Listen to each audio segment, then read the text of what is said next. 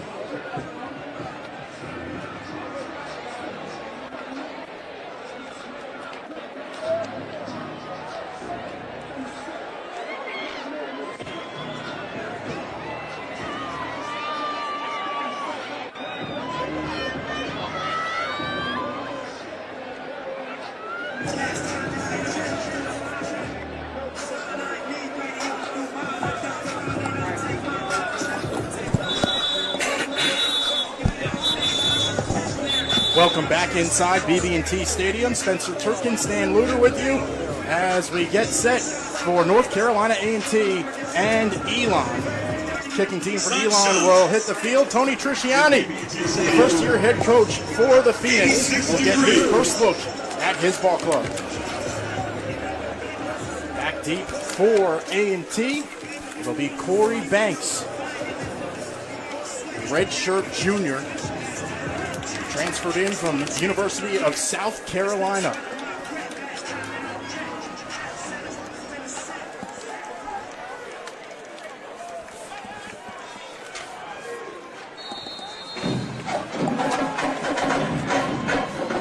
kicking things off for the Phoenix. Back in for the Aggies is number 2, Banks.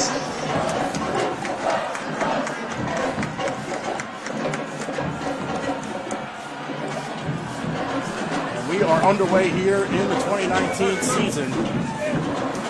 Here comes A&T. It's Banks along the near side.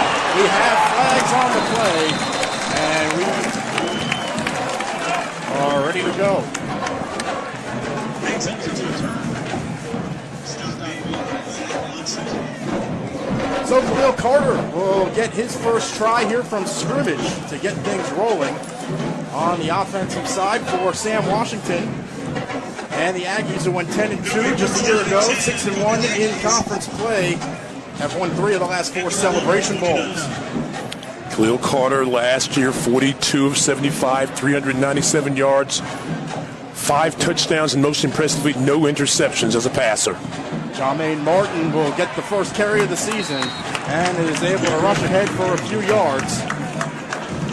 Martin, a transfer from Coastal Carolina, 3rd-team All-MEAC selection a year ago.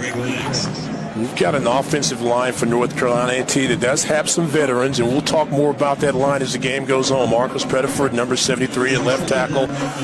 Dante Keys, 79, the right tackles. They're going to anchor this offensive line, but if they want to have success today, they've got to be able to run the ball and mix it up with the pass. Banks along the outside, able to haul it in for a first down. And Spencer, this is a great start if you're an Aggie fan. They're able to establish the run game. And today I think you're going to have to be able to pass to run some more. And if they can run and have success on early downs, that's going to make it easier for Khalil Carter. One thing we do know about him, he's an excellent runner. Got to work on his passing, but right now he doesn't have to worry about running because Martin's doing a great job. Quarterback keeper. Carter able to lean ahead for about 4 yards. Sam Washington was pretty clear this week. He wants to run to set up the pass. No, you have to. And I think with the young quarterback, as far as starts go, Carter, a 5th-year senior, kind of get his nerves underground. This is going to be an important start for him. This is an important drive, I think. Get him comfortable. Everything's been really easy. It's been in front of him so far. Martin takes the carry and is able to lean forward just shy of the first down marker. It appears the spot will come up. Good job of running the ball to the right side. Darius Graves, another guy that A&T fans are very excited about seeing. The local product, the transfer from North Carolina, Dudley High School product, comes out, leads the blocking attack for Martin. And those 2 guys, I think, are going to be the ones that are going to carry the load primarily on the ground early in the season. Brings up 3rd and 1. About 13 minutes to play in the first quarter. A&T last year, number 1 or close to number 1 in the conference. Number 3, actually, 59% 3rd down conversions. And the Aggies able to keep the drive alive. You see, this is the power game, and I think if you're Sam Washington, you got to love what you're seeing out of this offensive front. Simpson, who doesn't carry the ball very much, in fact, his first carry in about 2.5 years, piles over for 3 or 4 yards. And again, the fullback lead, one of the plays that A&T's had a lot of success over in past history years. That's some old school football. Old school right football, back in the old days. Coach Hayes was around. It's a 3-back set for Khalil Carter to work with. The handoff, and Martin tripped. So the first negative play of the day for A&T was self-induced. You won't see that too often from Jermaine Martin, the 199-pound redshirt junior. He likes to run straight ahead. Straight's got some speed, as mentioned. Transferred from Coastal Carolina. Had a really nice season considering you had a 1-2 punch running the football last year. Ran for over 655 yards, had 7 touchdowns. Had a huge game against Bethune-Cookman, a big win for the Aggies, where he ran for 118 yards on only 10 carries. So it carries with Markwell Cartwright, the all-MEAC running back. Play action. Carter heaves one down the middle. Banks with pressure and is able to haul it in. No, it is incomplete. It just hit the turf.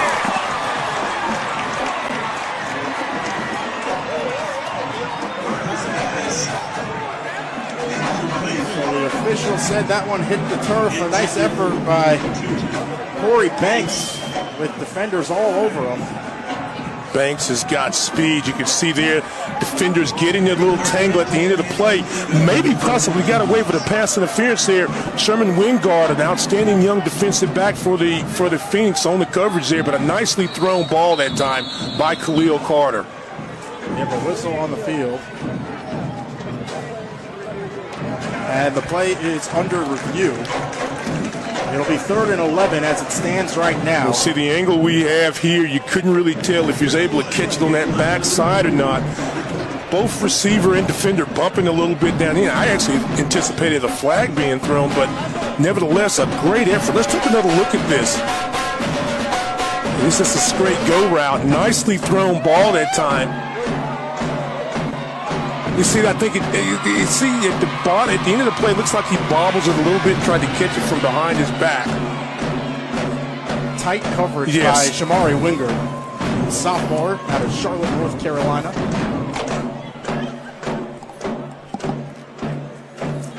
The 3-3-5 defense of Tony Trisciani brought it with him from Villanova when he was a position coach. Of course, the defensive coordinator at Villanova at the time was Billy Crocker, who's now his defensive coordinator at Elon. And this is an Elon defense that will bend but will not break very much. Gave up about 24 points a ball game last year in conference play, which was actually 7th best. But they're a solid defensive team.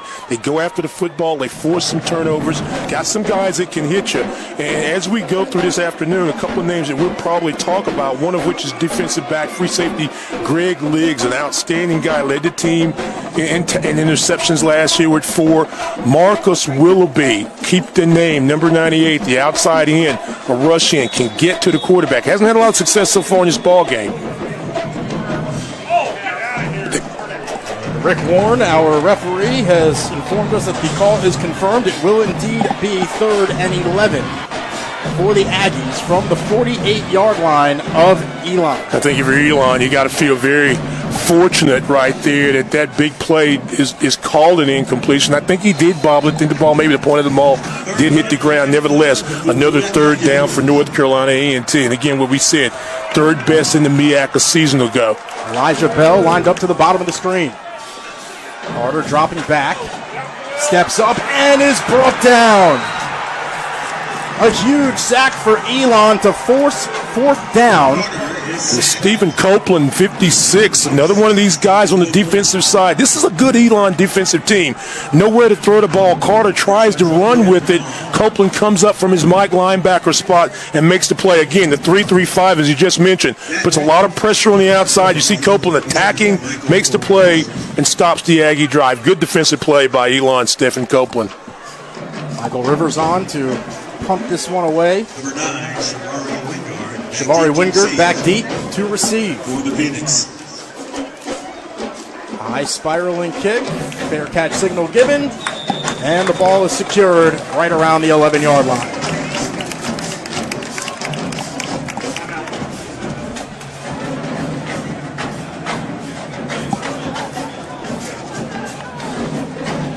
We'll take a timeout on the field. You're watching MEAC football on ESPN3.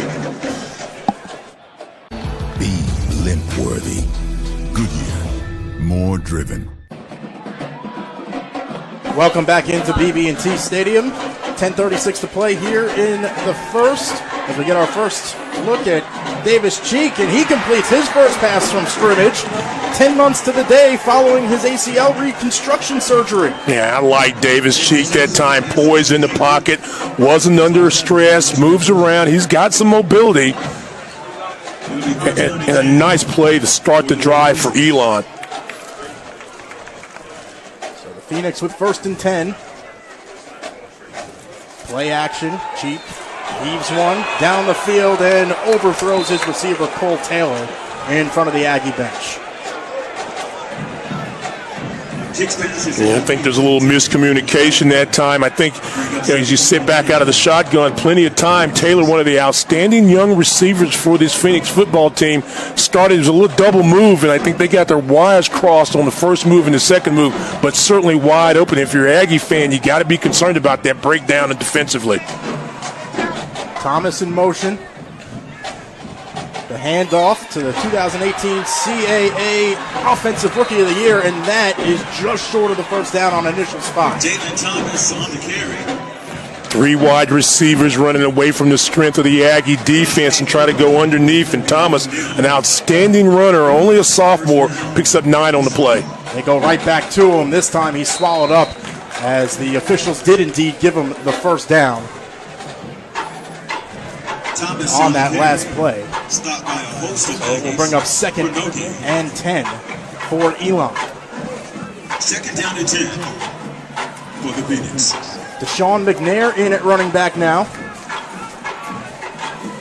Senior out of Jacksonville, Florida. He'll motion out.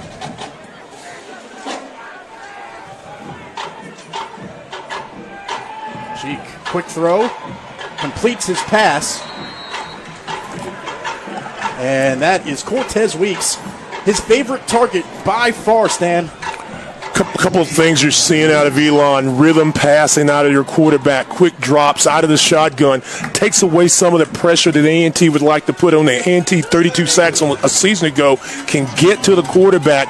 Elon doing a nice job eliminating some of that by the quick throws, little outs. The handoff, and that one going nowhere. A&T's defense a year ago, first in FCS on third downs. This was a defense that really didn't play with you. Of course, you had Darrell Johnson. Hopefully, hadn't seen the cuts yet, but I think he's going to be with Buffalo. Saw him, in their exhibition game about a couple of weeks ago. But the defense was very, very aggressive. And one of the things, if you know Sam Washington, he wants his team to be very aggressive on defense and make few mistakes. It was a good drive, get to stop. Going to be about 4th down and about a long 2 yards. Stevenson on to kick this away. Banks back to receive.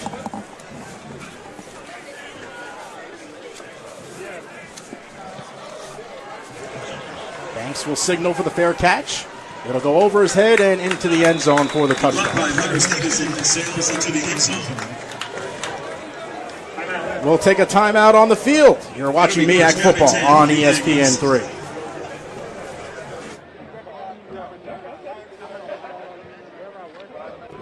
Get ready to shout, "Sack to your back" all this season. For every sack we make, Food Line Feeds will donate 1,000 meals to feed our neighbors in need right here in Greensboro. A total of 30,000 meals will be donated. I try to get some air.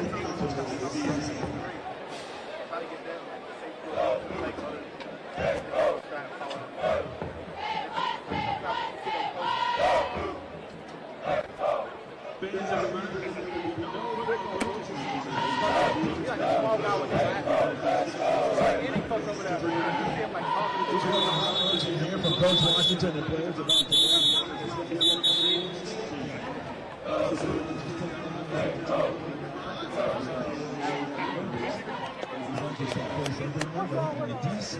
located in the Student Center during the football season, again starting September 9th.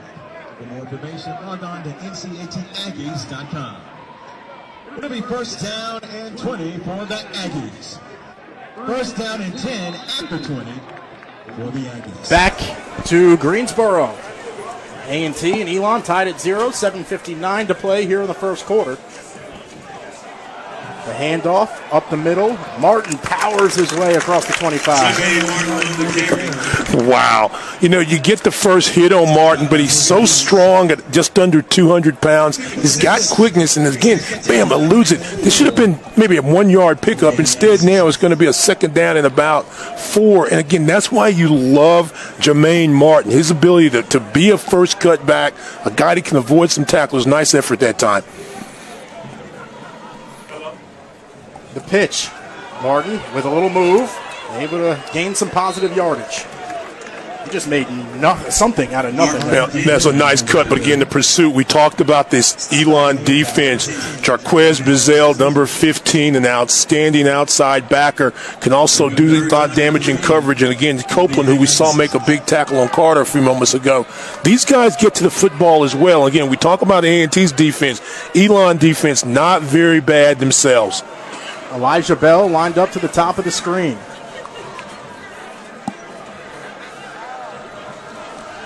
Carter looking for Bell. A little bit of contact, no flag, and that will put a 4 in the box. Good coverage again that time. Again, you're looking to try to work on some receivers. And again, Elon's defensive backs, and it's worth noting, a young group with Hillman as a sophomore, Wingard we've already talked about, Liggs is the veteran of that group, but they can really cover. Daniel Reed, Bissett that time on coverage. The Aggies forced a punt. So this is just what we thought this would be. First game jitters, some nerves on both sides, failed execution a few times, and good, solid defense. Rivers gives this one a ride. Weeks signals for the fair catch and secures it at the 31. Fair catch is made. It'll be first So we'll get another look at Davis Cheek. Stan, you mentioned a defensive battle here in the beginning. You have two very defensive-minded head coaches who I don't think would mind a 7-3 ball game. Well, and I'll tell you what's very interesting you say that, because not only will they play good defense, they're very, very comfortable in their special teams. Elon's got a very, very solid kicker. North Carolina A&T, we know that their kick game has been very good. Ruiz, Rivers at punting. Elon's got Davis, who's a solid leg. So, yeah, this could be a 7-3, 10-7 ball game. Or any good, could be 35-32. Never know. Cheek brings down the high step. The pressure's on. And McNair is dropped in the backfield. carry made by number 28, Deshaun. That play really didn't have a lot of chance of success.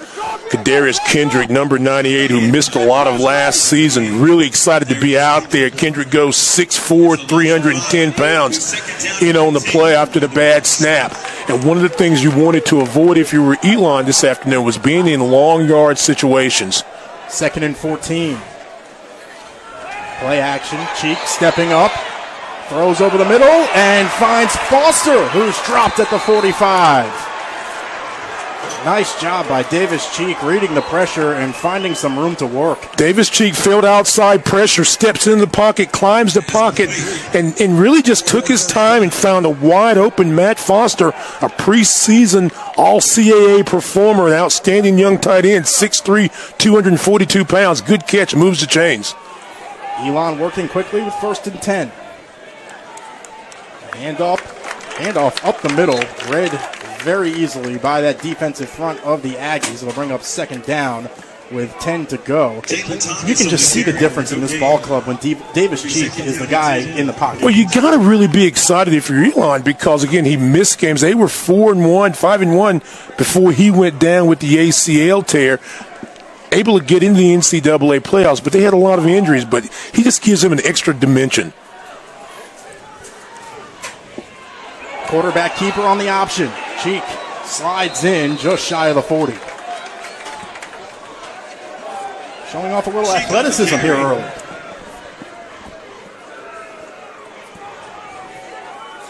Third and 7 for the Phoenix.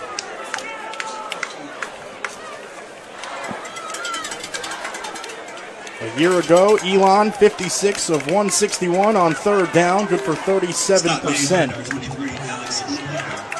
We got a very solid 3rd down offensive team against the best 3rd down defensive team, not only in the MEAC but in the country. So something's got to give here.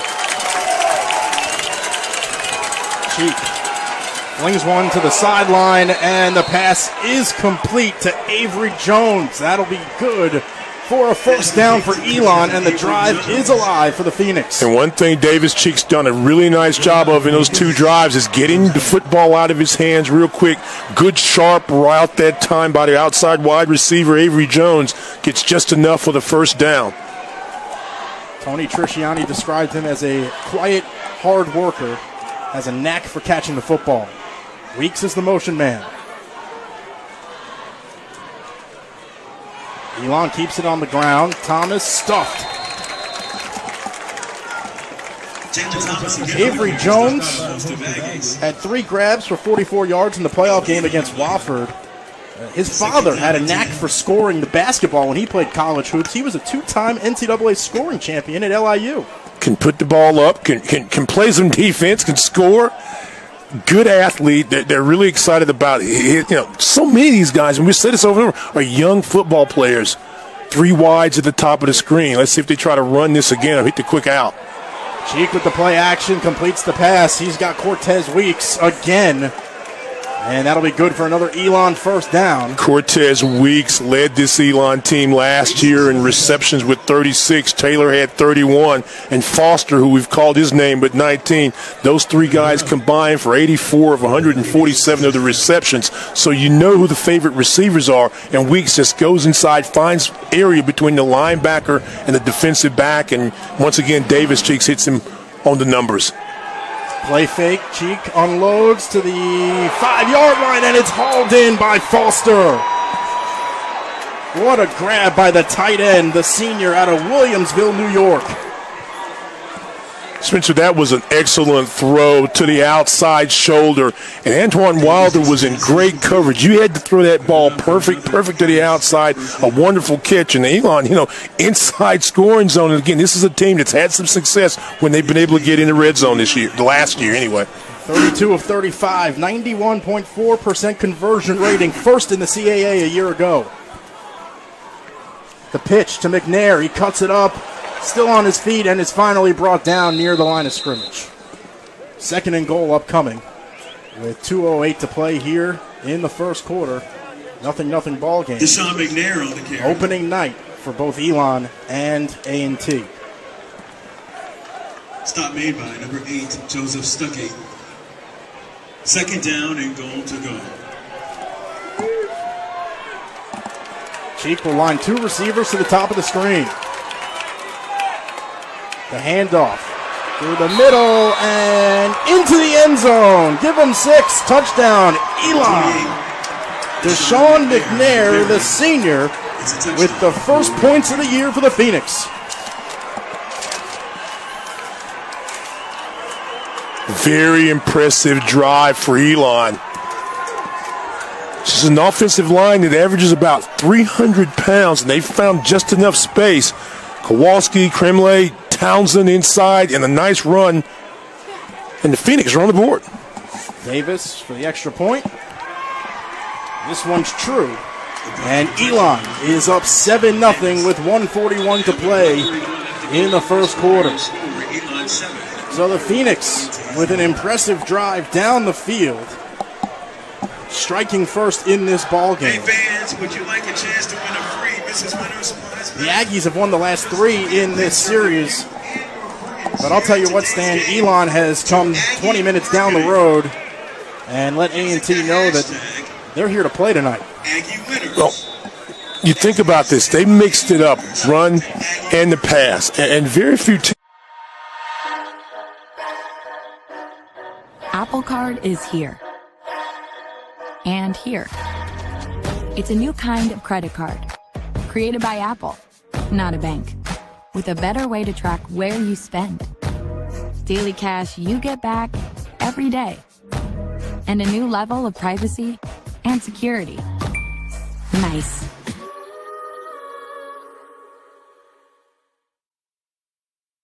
That Daryl Johnson has made the 53-man roster for the Buffalo Bills. That's all right. Congratulations to the reigning MEAC Defensive Player of the Year. Banks will field it. Finds a little hole in the middle. Breaks free along the outside to the 35 and is brought down around the 37-yard line. Corey Banks on the return. A&T has returned a kick or a punt for a touchdown in 6 consecutive season openers. At some point, you would expect this return game to break one open. It has been quite the special teams unit over the year. And after you've given up a touchdown, you want to see the ball move down the field. McNair, everybody remembers Wilson in the 4 touchdown returns, kickoffs last year. But this is going to be brought back. I think there was a block in the back. So A&T will still have relatively decent position as far as you go. They're 1st and 10 on the 20. It'll be 1st down and 10 for the Aggies. Khalil Carter back on the field to lead the drive. Sam Washington alerted us earlier in the week that we'll probably see all 3 quarterbacks in at one point in this ball game.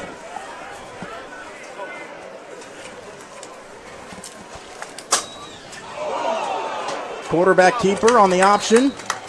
Carter ahead for about 4.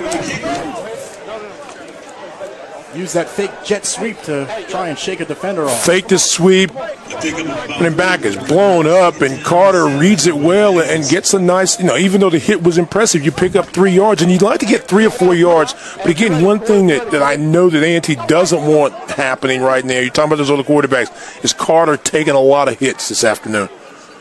Khalil Carter also coming off of a major injury. Martin takes the handoff. Will run ahead to the 25. It'll bring up 3rd and 5. Khalil Carter involved in a car accident last November, broke his femur, had some surgery on that.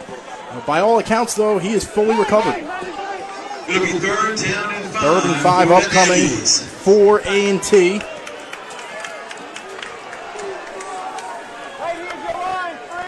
The Aggies 1 for 3 on 3rd down so far today.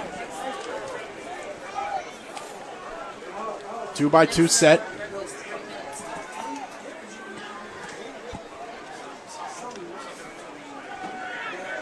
Carter leaves it for Pride, who is able to gain the 1st down. Chance Pride, the redshirt freshman out of Taylor, South Carolina, the younger brother of starting Notre Dame cornerback Troy Pride. And they're working quickly. Carter keeps it himself, saw the hole, ahead to the 45, and forces a pile of Phoenix to drop him. Khalil Carter, 229 pounds. And that is the end of the quarter, with Elon leading A&T 7-0. We'll be back after this on ESPN3.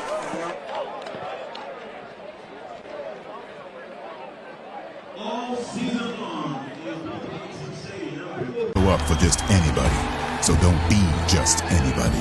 Be limp-worthy. Goodyear, more driven.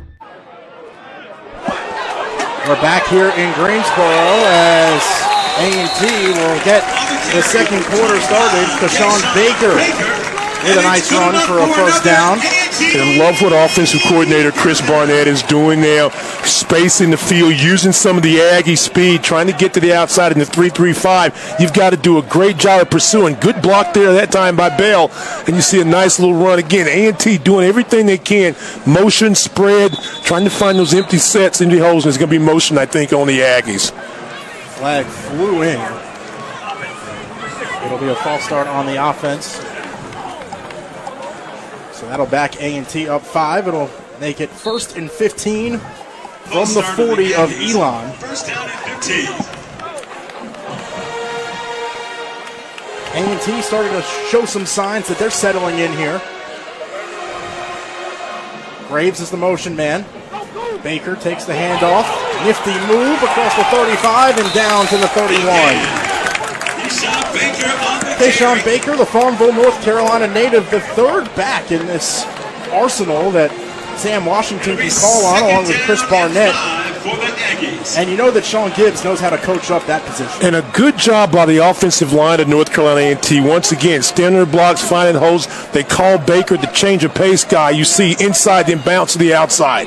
They go right back to him. He's to the 25 and tripped up at the 23. And the problem now if you're Elon is if you put an extra man in the box, it always gives you the ability to have one-on-one coverage of the outside with Elijah Bell or Zachary Leslie, 2 outstanding wide receivers. And that's the thing you're trying to avoid, is trying to get those guys matched up one-on-one. They can beat you deep. They can beat you across the middle. 1st down. Elijah Bell looking to become the all-time touchdown leader here at A&T. He's 1 shy. The Aggies keep it on the ground and are into the red zone. That seems to be working very well for A&T. This is why A&T has been so successful the last few years. They've had some outstanding running backs, yes, but the offensive line does a great job getting off the ball, averaging about 305 pounds per man. Watch this line right now, doing a great job, led by Pettiford, number 73. Back to the ground attack for the Aggies, working right down the middle as A&T will earn a 1st down. The Aggies, just a year ago, converted 85.7% of their trips into the red zone. It's good enough for another A&T first down. 1st and 10 for A&T. You keep your eye on the matchup at the bottom of your screen. Right there. Play action. Bell has it. And is just short of the goal line, taken down at the 1. And this is why, again, it drives you crazy if you're a defensive coordinator or defensive staff. You pound and pound and pound inside, and all of a sudden they go to the quick little hitch route, and you see Elijah Bell, the strength, the size, 6'2", 221, nearly gets in the end zone, but a very, very impressive drive by the Aggies of A&T. 1st and goal for A&T. I formation. Carter takes it himself. No signal yet. Looks like the initial spot is short of that goal line. It'll bring up 2nd and goal. Carter trying to carry it over himself. Got a little assistance by the defensive side, by the other side, by Stephen Davis, and also by William Simpson, 46, the fullback. They're in the old I formation. This is power again. Carter tries again. And is stuffed. That defensive front for Elon, led by Marcus Willoughby and Tristan Cox, plugging up all the holes in between the tackles. A lot about the gap control in that 3-man front with Willoughby and Cox, and also Torrance Williams, number 99, was inside on that tackle. 3rd and goal from the doorstep. Make some noise.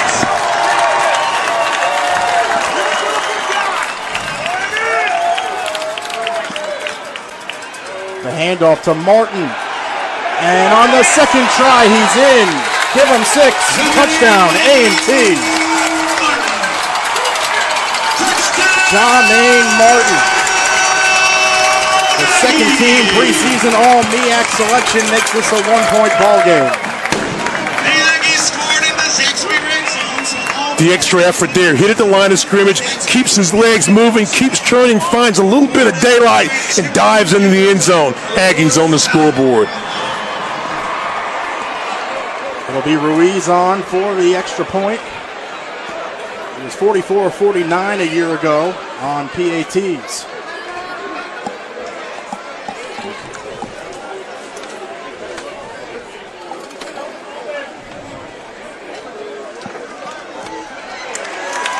And he nails his first attempt of the season to tie the game at 7 with 11:02 to play in the... If you're happy and you know it, clap your hands. If you're happy and you know it, clap your hands. If you're happy and you know it, then you're... Isn't it time you connected to something greater? One more time! If you're happy and you know it, clap your hands. If you're happy... Sometimes the best way to connect is to disconnect. This moment of escape was brought to you by Haggerty, for people who love cars. It can seem unreachable at first. The bar too high, shoes too big. You'll take leaps of faith and fall on your face, but you'll get up. Hard work is 50 sprints before breakfast and another 50 for breakfast. You'll eat it, breathe it, sleep it. The Goodyear blimp doesn't show up for just anybody, so don't be just anybody. Be blimp-worthy. Goodyear, more driven. Welcome back to BB&T Stadium in Greensboro, North Carolina. Elon and North Carolina A&T all tied up at 7 after the Jermaine Martin 1-yard touchdown run. Both teams starting to settle into this one, Stan. Well, both are doing what they felt like they needed to do this afternoon. They were able to mix up the run and the pass. Elon's had some timely plays, moving the chains on 3rd down. A&T just a power drive that time. And as you would expect by teams that are ranked in the top 25 in the country, they're getting it done on offense and D. And Shamari Wingard will take the touchback. So Davis Cheek will trot his way back out onto the field with 11:02 to play here in the second. We're tied at 7. So we'll be interested now to see what adjustments the Aggies are able to make on the defensive end, because they pretty much, in the case of Elon, went 10 plays, got in the end zone, scored, and it was difficult, but it was relatively easy. They were able to do a lot of things.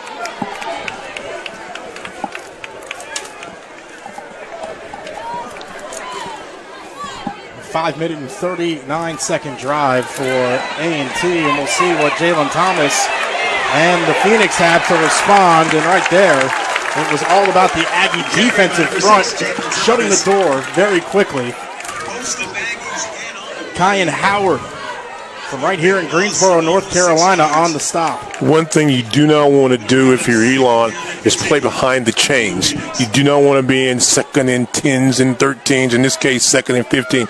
Aggie defense, very, very aggressive. And when they know you're one-dimensional, they can really pin their ears back and go after a lot of guys that can rush and some good defensive backs. Sam Washington likes to describe his four-man front as a vertical front. Cheek looking, flush from the pocket. Still looking downfield, throws to Foster, and that will fall to the ground. Incomplete. Pass is incomplete. Antoine Wilder, who was beat on the touchdown drive with a perfect pass by Davis, really did a nice job covering Foster. They took away the deep out. They took away the deep threat. Foster has to come back for the ball. Wilder's able to get his hand on and deflect it. Now Elon faced with their first third down in a long time. Long third situation, I should say. 3rd and 15. Elon goes 2 by 2. Cheek dropping back, fires over the middle, and the pass falls incomplete after a big hit was applied by Derek Williams. Well, they will have enough for the first down if they can make this catch. And Jalen gets there, and there's just contact. And you kind of felt it with that drive. If you're a fan, you're watching this game, you say, okay, what are determining plays? Think about A&T able to convert on that third down drive that eventually leads to the touchdown. They did it with power football. And now you begin to see the momentum swing in this game kind of going in control of how A&T would like to play. Physical, very aggressive, get in your face and make some stops. How important is that time of possession to what A&T is trying to do this year? Well, right now, I think it's important because they're still trying to find an identity. We think of the A&T team as one of which they play solid defense. They don't make a lot of mistakes on offense, i.e. turnovers, and they'll hit you on the big play. A 5-yard penalty to play doesn't really affect anything. It's just going to maybe give A&T better field position. If you're Elon, you cannot make any mistakes right now defensively. You've got to play a solid game. Stevenson back to punt. Banks is waiting for the punt. It's a short one. Banks will step up to field it. Calls for the fair catch at the 46-yard line of the Aggies, and that is where A&T will get this drive started, coming off of a 80-yard touchdown drive on its last trip out onto the field with 10 minutes even to go here. Worthy. Goodyear. More driven. Welcome back to BB&T Stadium in Greensboro. 10 minutes to go in the second quarter. 7-7 ball game. A&T and Elon, as North Carolina A&T will take over on its own 46-yard line. Carter is the quarterback. He'll send Baker in motion. Looks towards the near side, completes the pass to Bell, turns upfield, and is dragged out of bounds around midfield. And Stan, as you see in the middle of the field, the 50-yard line markers read 150 because it's the 150th year of college football. Yeah, I'm glad to see it, too. and this is, congratulations on 150. This great game. And as you watch and follow this season, not only who your favorite team might be, but everybody, so many different specials and awards and all-time teams. This is a great time to be a college football fan. Congratulations. Happy 100th anniversary of football, college football. That run goes nowhere, and it'll bring up 3rd and 6. That three-man front for Elon covers a lot of ground. Well, they're very, very aggressive. We've talked about Willoughby early in the ball game, Tristan Cox, also Torrance Williams, but their linebackers can cover some ground. Coleman and Copeland. We haven't talked a lot about TJ Spate. These guys aren't maybe the biggest in some cases, but they're certainly fast. They do a good job covering ground. A&T faced with a third down and a long 4 actually. Carter keeps it himself, sees a hole, gets the first down and more, lowers his shoulder, and heads to the 40. A strong run for the quarterback. That's the problem with the three-man front. You can't control all those gaps. You're outnumbered on the line of scrimmage. You're in coverage. The linebackers have got their back to the wide receiver, so they don't see. Carter recognizes an open area and just takes off and gets just enough for the first down. Copeland on the stop. The ground game even more important for A&T today. A bunch of wide receivers out for this one. Play action. Carter rolls out, throws on the run, and completes the pass down to the 11-yard line.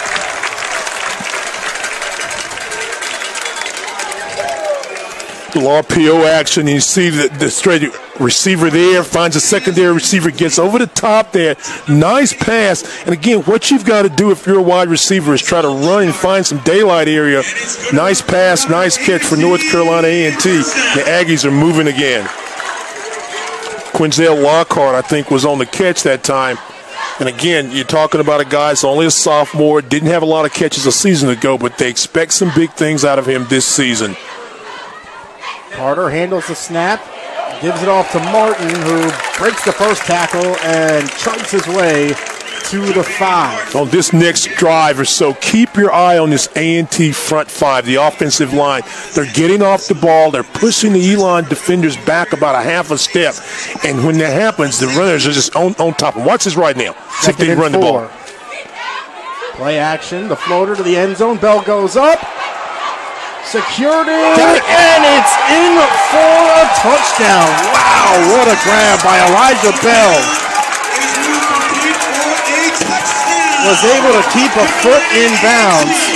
Watch this again. There's a play fake. Catch separation. Look, one hand. Does his feet down. Hand on the ball. Plus the official say, he says touchdown. Give him 6. And we talk about Elijah Bell, the record-setting receiver for North Carolina A&T. Great concentration, sticks his hand out there. That's a catch. They're going to look at this again now. You cannot see. This is a better angle right now. Let's watch his feet. Does he have 1 foot in? All you need is 1 foot in college football. It looked good to me. It looks good there.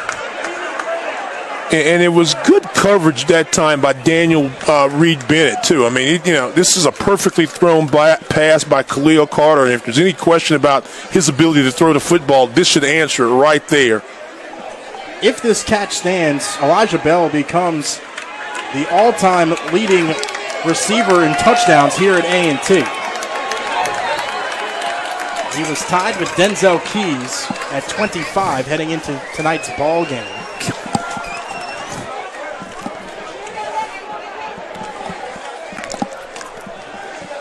As Rick Warren, the referee, awaits the call from the replay booth. And it looks like he has his instructions from up top. And we'll let the stadium know if the score will stand.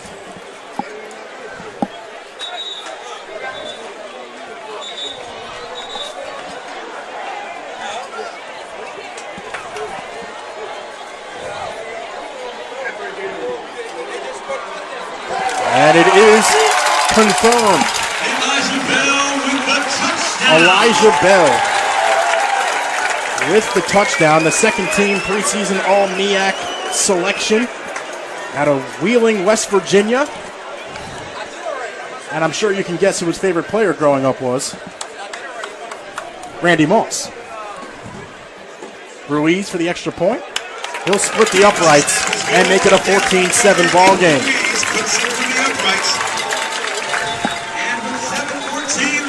7:14 to go here in the second quarter. 14-7, A&T has scored 14 unanswered points and finds itself on top.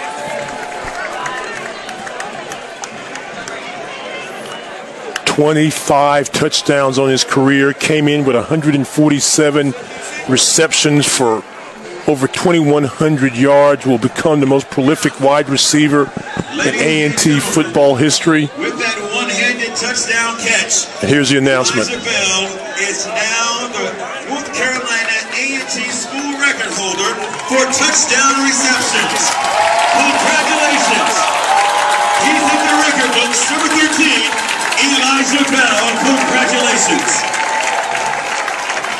Wingard back deep to receive as Ruiz will put the ball on the tee. You know, I mentioned a few minutes ago when Elon was able to score that A&T wasn't accustomed to giving up a lot of points in the first quarter on their 32. What I didn't tell you was A&T's best offensive quarter last year was the second quarter, and they're showing that now. They scored 111 points against only 55. So, again, you're seeing a team that comes out, and this is something that Sam Washington and his staff has taken a lot of pride in over the last couple of seasons, making adjustments at the end of quarters, at halftime, and then down the stretch to be able to win football games. And I think back to the East Carolina game a season ago, this time of year where East Carolina got off to a good start, looked like they were getting ready to do some things. A&T made some adjustments, and we know what happened in the second half. So, again, Sam Washington and his staff making adjustments now, running the ball, which has opened up the passing game, and A&T 14 unanswered points. And the hero in that ball game, Mac McCain, with the 100-yard interception return for a touchdown as that one falls incomplete. Not playing today. Most likely will not play football for A&T until conference season. He's coming off of a torn ACL himself. See, and now you talk about the momentum swing. Elon playing from behind, forced to try to make some plays on first down. The pass incomplete, intended for Avery Jones. And now you're in that situation where it's very difficult if you're an offensive play caller. Second down, 10, a team defensively has got some defensive momentum. Cheek, the pitch to Thomas, tries to cut it upfield, and he is stopped dead in his tracks. The Aggies able to rush on up as Joseph Stuckey stepped up to make the stop. Stuckey, another one of these young Aggie players. They describe him as a hitter. Came up from his cornerback position and made a solid stop on Jalen Thomas, who's a very good runner in the open field. 3rd and 11 for Elon.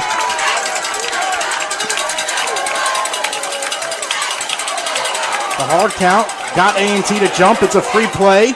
The ball thrown behind the intended receiver, Bryson Daughtry,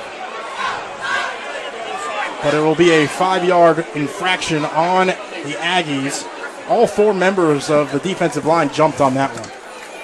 Davis trying to kind of confuse A&T a little bit, changes up the step count, had a receiver open, but you got to remember also, too, this is late in the afternoon, and you can see where Elon is positioned on the field, about the 30-yard line. They're in the sun, and the pass was out of the shadow, and it looked like the wide receiver never saw that football that time. Something to think about for another maybe 10, 15 minutes as the shadows begin to hover over the stadium. 3rd and 6 for the Phoenix. Cheek drops back, pressure on, and he's dropped.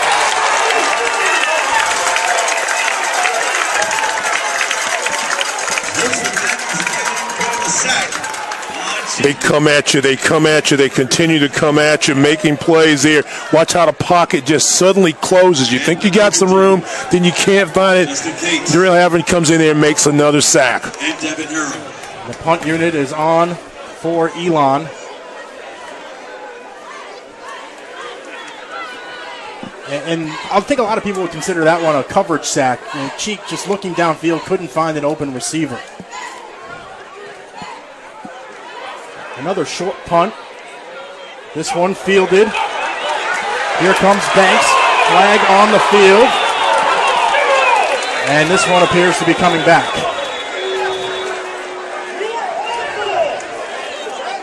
It'll be a block in the back.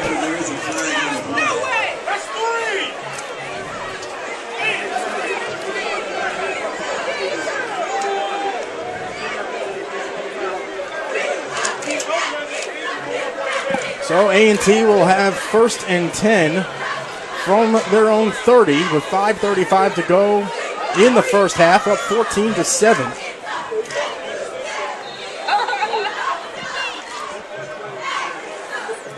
So Billy Crocker, defensive coordinator and his staff at Elon, they've got some decisions to make. How are you going to stop this Aggie team right now? Jalen Fowler is in as the quarterback for the first time today. The redshirt sophomore who made an appearance in the Delaware State game last year. He'll start out under center. The handoff to Martin. Around the corner. And is tripped up behind the line of scrimmage. Shamari Wingard came up and made the play. Big tackle that time by Wingard. Coming up from the corner spot, and you could almost see Martin trying to turn the corner. Couldn't get his balance. Comes up for the 2-yard loss. And you talk about a young quarterback in Fowler. Doesn't really have any numbers, limited play in one ball game, but the coaches say we got to give him some experience. We've got to get he and Infetti some time in these first 3 or 4 football games because you never know. You're going to hit your wagon on Carter, but you need to get these other guys ready as well. Well, it's something that they did with Khalil Carter as well that positioned him to be so successful leading into this ball game, as Jermaine Martin will take that carry ahead for a few. So they won't ask him to make a big play, but now on 3rd down, about 6, do you try to run the ball? You've had some success running up the middle.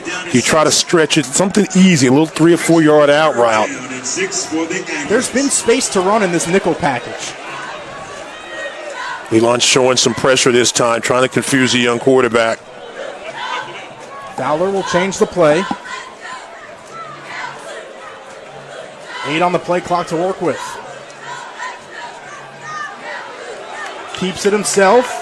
Running out of room, and he is brought down to the ground just ahead of the line of scrimmage.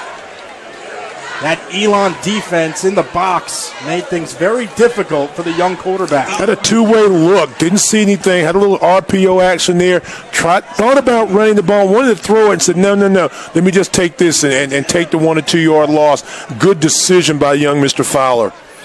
Cortez Weeks is back to receive the punt.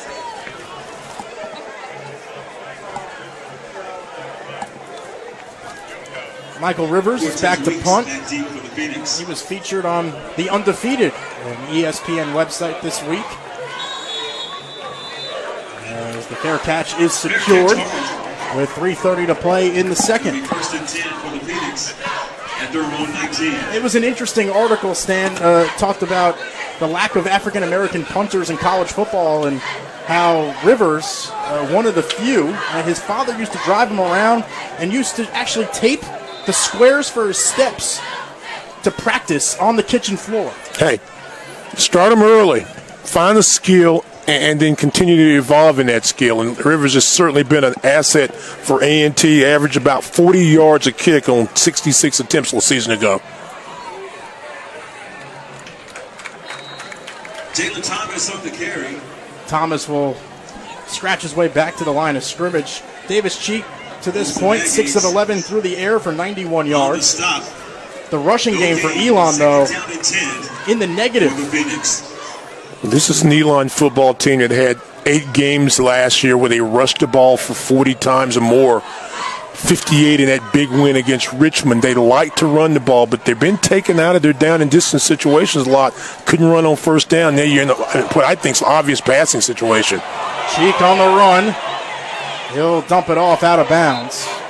No one open downfield. That A&T defense a little antsy on the front. They're showing pressure different ways, and so far what they've done is taken away a side of the field. So Davis has got nowhere to throw. He can't go deep. He's looking for underneath routes and great coverage a moment ago. That time, Amir McNeil, one of the guys covering, nowhere for Davis to go. He's got to throw it out of bounds, and now you're faced with another 3rd down and 10 situation. Cheek working out of the gun. Asked to run. Able to break free, and the pass is complete. But it'll still be shy of the first down marker. The officials are now talking about it. Spot was originally marked, and now it is overturned and called incomplete. It'll be 4th down for the Phoenix. It was close on that sideline.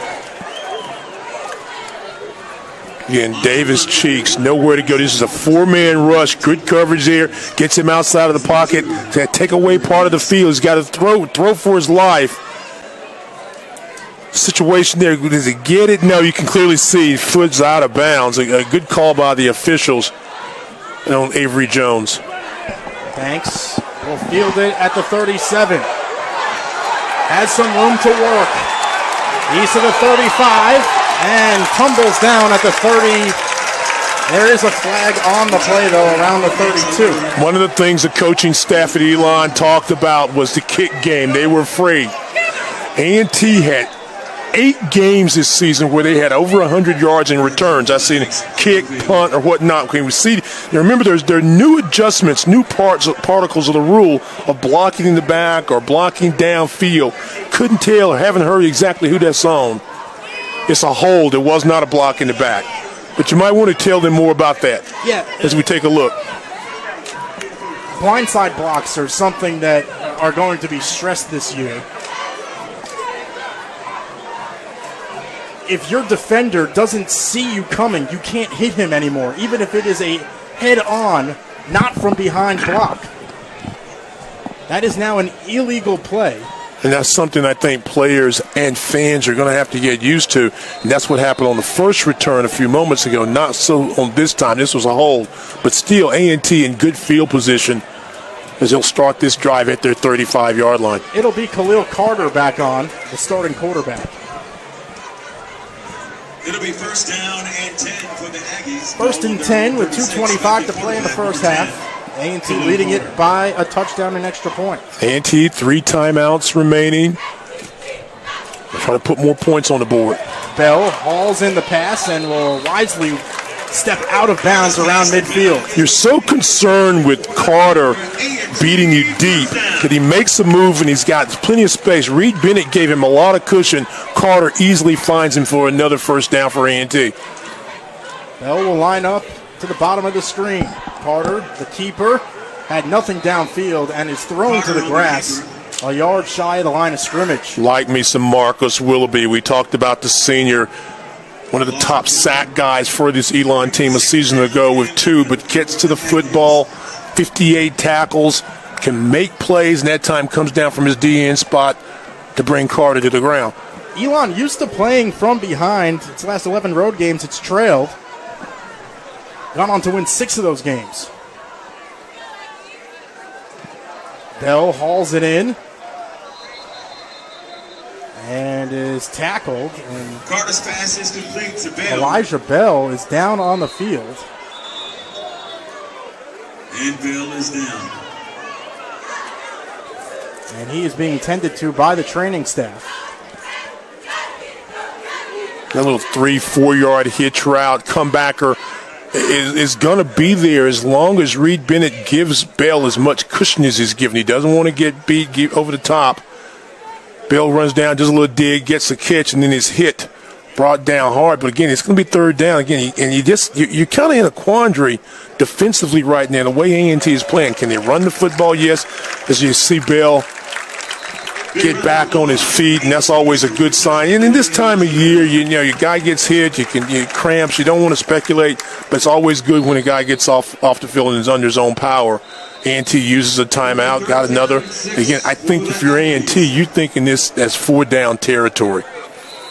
The Aggies already a little short-handed at the wide receiver position. Ahmad Ba and Ron Hunt expected to be out for the season. Zach Leslie and Jordan McDaniel not available today.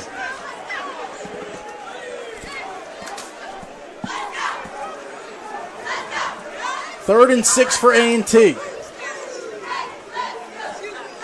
Banks at the top of your screen. It's me locked in man.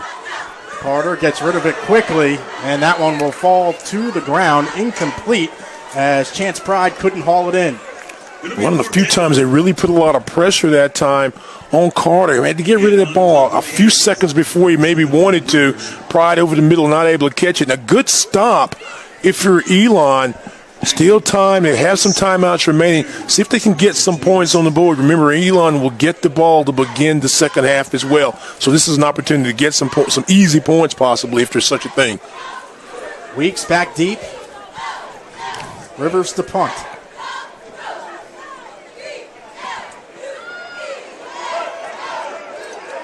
And That one will just cross the goal line as Rivers tried to drop that just shy of the goal line. There is a flag on the play, though. Flags on the play. Right around the 45-yard line. Indicate false start against the Aggies.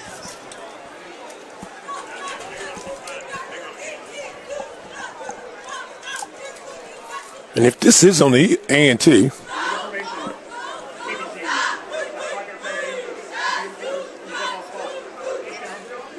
it was an illegal formation on A&T. Someone was covered up that shouldn't have been, as Elijah Bell is actually heading to the locker room right now to be checked out.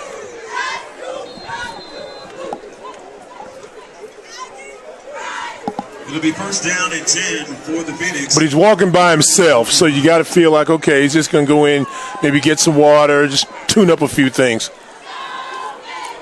First and 10 from the 25 for Davis Cheek with 48 seconds to work with to try and put some quick points on the board. Cheek rolls out, fires one, and it will fall incomplete. A late flag on the play as there was some contact. Cortez Weeks, the intended receiver. And I think what the officials say is he was not allowed the receiver to get out of the break.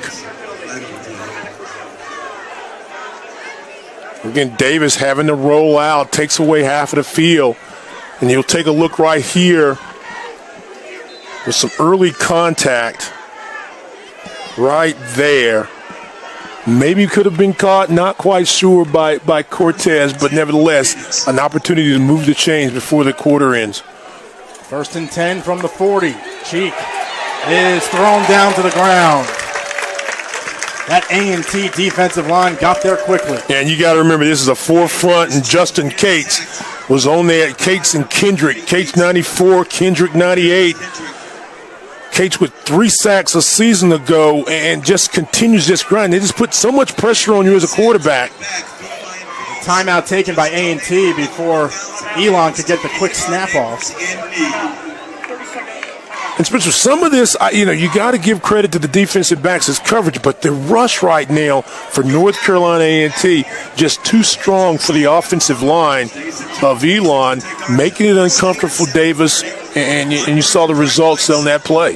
Justin Cates, the heartbeat of that defensive line. That's a guy that Sam Washington can count on. And surprisingly enough, Stan, A&T was his only scholarship offer. Yeah, I mean, recruiting is an inexact science, and you never know, but just talking to Cates this week and having talked to him throughout, his career at A&T, an outstanding young man's getting it done now in the classroom, preseason all-conference MEAC performer and looking for big things in his final season.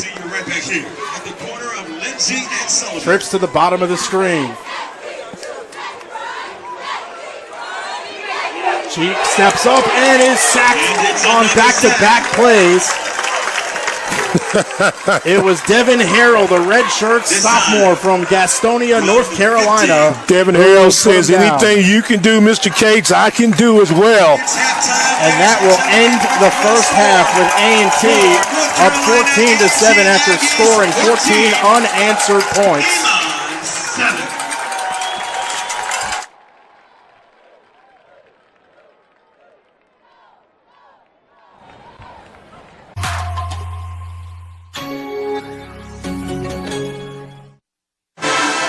Welcome back inside the broadcast booth here at BB&T Stadium. North Carolina A&T leading Elon 14-7. Spencer Turpin alongside my partner Stan Luter.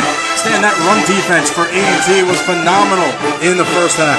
Well, it's almost like they turned on a switch, that of the Aggies of North Carolina A&T State University. It's like, okay, we're tired of you moving the football, Elon, and we're just going to stop you. And we're going to show you what back in the day they used to call blue death defense. They attack you from inside, they attack you from outside, they make solid plays, and they totally changed the momentum of this football game. And then the A&T ground game went into full effect, and you see what you have now, 14-7 Aggie lead. Certainly, and you saw Jermaine Martin and Kashawn Baker. He was the change of pace back.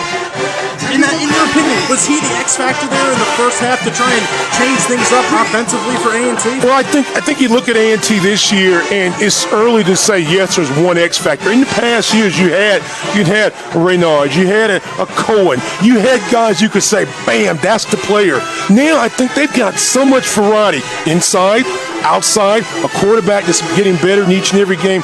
They're very, very tough to defend. But if I'm Elon right now, I got to take some things and say, hey, look, we got off to a good start. We've not been able to block that front. We've got to do a better job of blocking it, give Davis some time to throw the football, and let their outstanding wide receivers and running backs make some plays. That's been a big thing. The defensive line for A&T has been able to penetrate. You saw it there towards the end of the first half. That offensive line for Elon was a huge question mark heading into the season, and right now, I'm not sure that question has been answered yet. No, I don't think so either. They're seeing a lot of pressure, and what you're seeing it primarily for A&T is Elon's right up the middle, right in their face, and they've got to find a way to block that. One of the ways you can do that is if you can get a quarterback like Davis to get the ball out to his receivers very, very quickly, to try to take some of that pressure, take some of that rush away. It's going to be a very, very tough task, because one thing you know, and I know, and a lot of people watching, A&T loves this kind of football game where they can pin their ears back and attack you, stop the run, stop the pass, find a way to win the game. I think that's what they call the Sam Washington special. Exactly. Plenty more coming up here from Greensboro. 14-7, North Carolina A&T is on top of Elon. We'll be back after this on ESPN.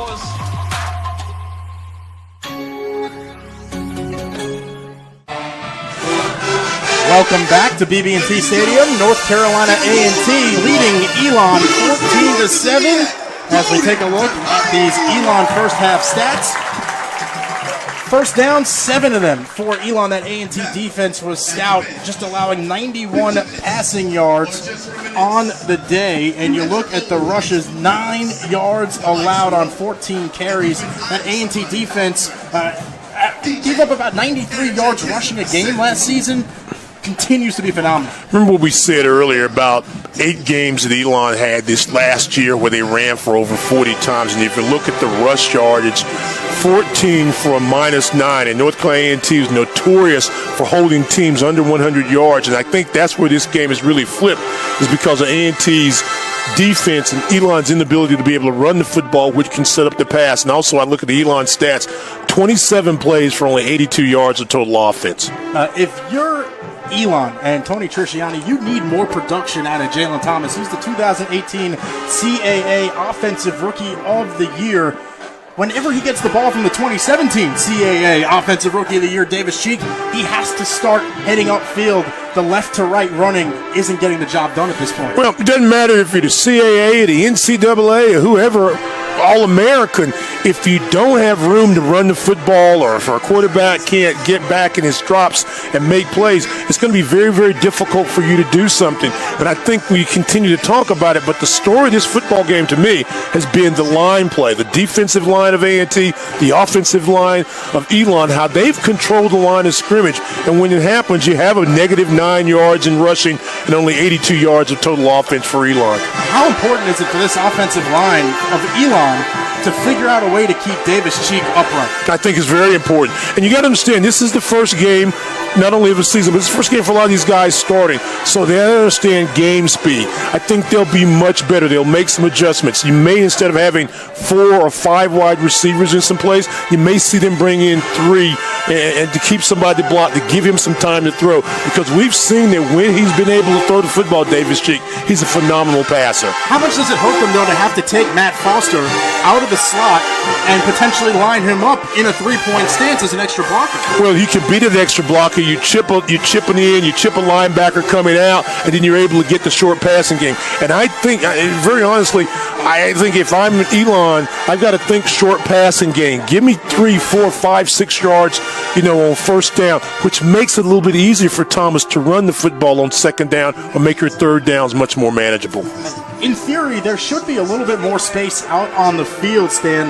Mac McCain, the All-American corner, not playing today, still nursing that torn ACL, trying to get that worked out before conference season starts back up. So if you're Davis Cheek, dipping and dotting and trying to find some space here, potentially just outside the box, that should, in theory, work. In theory. Keywords. In theory, yeah, but you've got a lot of pressure. And one thing that A&T's done a really good job of, they're pressuring the quarterback up the middle, so they're not allowing him to step in the pocket. They've eliminated the rollout. When you're running for your life, he's only taking one side of the field, so it makes them playing really with one hand behind their back. And we're watching the aggression of the A&T defense, and they know you're in passing situations. They're very, very aggressive. Plenty more coming up here at the half. North Carolina A&T leading it 14-7. On the other side of this timeout, we'll talk about A&T's first half. You're watching college football on ESPN3. Navy Federal Credit Union. Our members are the mission. North Carolina A&T leading Elon 14-7 here in Greensboro. Spencer Turkin alongside my partner Stan Luter. The rushing game for A&T was phenomenal in the first half. Well, you look at these numbers, 26 for nearly 100 yards, 99, and that's A&T football. Solid defense, make it hard for you to do anything. Get field position and then just pound you. And that's what they've done the last maybe 12, 13 minutes of this second quarter. Let's go ahead and send it down to Carl Lute Williams, who's with Sam Washington. Let's give her a big round of applause. I thought we did some things well and some not so much. And so we're going to go in, we're going to make a few corrections, and we're going to keep everything in front of us. We ain't going to let the ball never get behind us, and hopefully we'll finish strong. You've always said, if you can beat me, you beat me throwing the ball. But the guys, I think they only have less than 10 yards rushing in the first half. Well, that's what it should be. Good luck, Coach. Thank you. All right.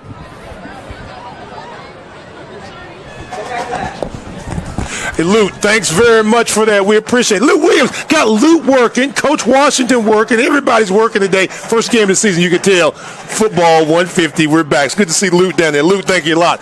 But let's go back to A&T for a second. And couldn't hear everything Coach Washington said, but I know he's got to be happy with that defense, right? He certainly does, especially that front four, playing vertical, getting to the quarterback, and making Davis Cheek feel a little uncomfortable in his return from that torn ACL. Something that we haven't talked about, Spencer, but something I think you have to be concerned with if you're A&T. The 7 penalties that they've had in the first half, 7 for 60 yards. And A&T last year had 8 ball games where they had 8 or more penalties. And if you remember back in the early part of the season last year, Jacksonville State, Gardner-Webb, and East Carolina, all 3 of those games they had 10 penalties or more. It didn't hurt them. They won those football games. But it's something early in the season you want to try to eliminate, especially in a tight game like this looks like it may be. At some point, those will come back to haunt you. Good. And you don't want it to happen in a game that you should win and maybe don't. And there were a couple of those slip-ups last year for A&T, most notably the Morgan State non-conference game. Exactly. That was a wild game. They lose that game on a field goal in the last second of the ball game. But this is an A&T football team that has to play with discipline on both sides of the ball, continue to be smart as they're playing, and get that momentum. The dominance that A&T has had for so many years on the line of scrimmage, you're beginning to see bits and pieces of that right now. A&T leading at 14-7. We'll take a timeout and have the second half of play right here on ESPN3. $70. Now a smaller group, they're purchasing general admission, adult ticket for $17 and youth ticket for $6. It will also be Greek night, so wear your Greek letters and arrive early for special Aggie giveaways to the first 1,000 fans. Thursday, September 26th, we'll see you right back here at the corner of Lindsay and Sullivan.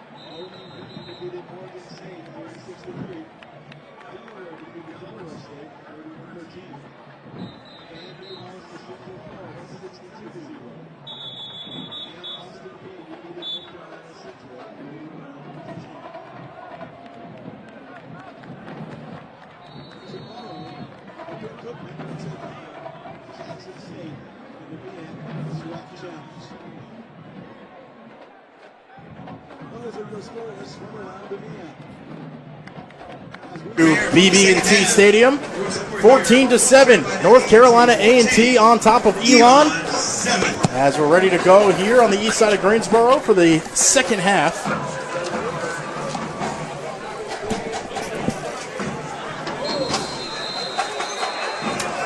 As Shamari Wingard gave a wave, and it looks like it will be a touchback. Rigorous kick. Still takes time to get accustomed to the new rule of the fair catch or no play on the kickoff, and it goes to the 25-yard line, and still, you get confused. You say, okay, wait a minute, what happened in the balls on that? But Elon start this drive at the 25, and the Phoenix need to rise right now. It was a difficult first half for Elon, as Thomas will take the carry on the delayed handoff, and he is hit after gaining about a yard and a half. Joseph Stuckey stepped up and laid the initial hit. Speed.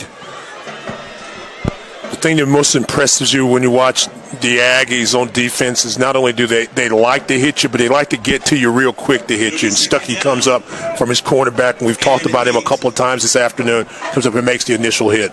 2nd and 8 for Elon.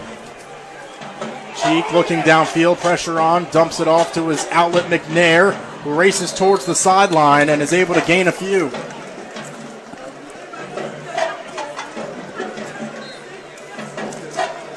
Davis Cheek, a smart quarterback, just has not had a lot of time to operate back there. Elon wanting to keep this drive going. You're exactly right. Under pressure, was able to find the receiver McNair to get some yardage. 1 out of 5 in third down conversions in the first half for Elon. Trips to the bottom of the screen. 3rd down, 5 to go for the Phoenix. Cheek will roll out, shovel pass to McNair, follows his offensive line, and is brought down very close to that first down marker. The initial spot has Elon just short. I think he's about the nose of the football. Tries to get there and bring him down, and you see he doesn't quite get the line to gain. The line to gain was the 25, and it's just a bit short. 4th and inches. Elon a year ago, 6 of 18 on 4th down. Huge. Let's watch. McNair is the single back. Takes the handoff and is able to easily gain that first down. Deshaun McNair, the 5'8", 214-pound senior, using his entire frame and center of gravity to earn that first down. Nice job getting off the ball that time. Kowalski goes about 300 pounds, started 26 ball games in his Elon career, understands what it's all about, found a way to dig out a couple yards, gets that first down. A very big play, I think, if you're an Elon fan. Keep the drive going. You want to talk about a warrior. Matt Kovaleski has started 23 straight games. He's coming off of a hip labrum tear that he had to have surgery on this offseason and decided to go ahead and use his last year of eligibility to come back and play. Come back. He's a warrior. He's been here. The stretch plays, the outside reads are not going to work because the offensive line is not able to get enough push. A&T so quick getting into the football. That play looked like it had some daylight. Aggies are able to stop it. 2nd and 11. Cheek uncorks one and completes the pass. Elon on the run. It's Taylor who is finally angled out of bounds, and now we have a whistle and a flag late. Around the 26. One of the first times we've seen both Taylor and Foster on the same side. They stood Foster up, hit him out in the slot. He goes down, deals open. There's a wide side of the field available for Taylor. He's able to get the catch. You're going to get a late hit on the play as well. And that's just a break. The offensive set was great, but to get 15 more yards, if you're Elon, you've got to take advantage of this. Well, Stan, you mentioned it during halftime. Watch penalties. This.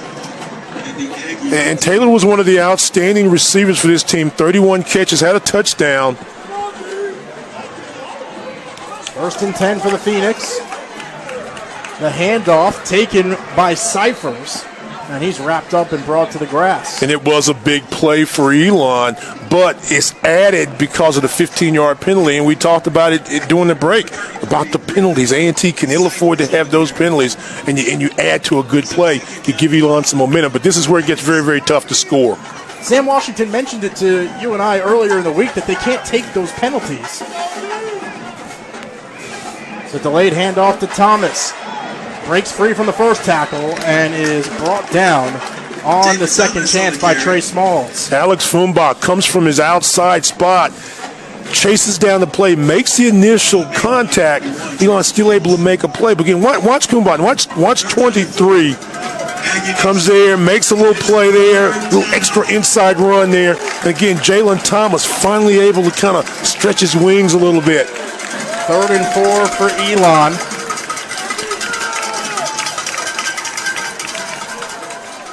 Thomas, the single back. Cheek looking to throw. Finds Thomas, puts on a move, breaks free from the first tackle, and is thrown out of bounds by Stuckey, and a late flag flies in. And it'll be a 1st down and more for Elon as Thomas is slow to get up. Any contact outside the white lines, a step or two, they're going to probably flag this. Wasn't the contact. Great job. Taylor lowers his head, gets there. Now, watch. He's out of bounds. Second man, he stands him up, and he spins him around and hit. Don't necessarily want you to do that, like the call, but it's a good call. Antoine Wilder was the one who was penalized for that hit. And you just have to know where you are on the field. Situational awareness. As Elon, 1st and goal, on the doorstep.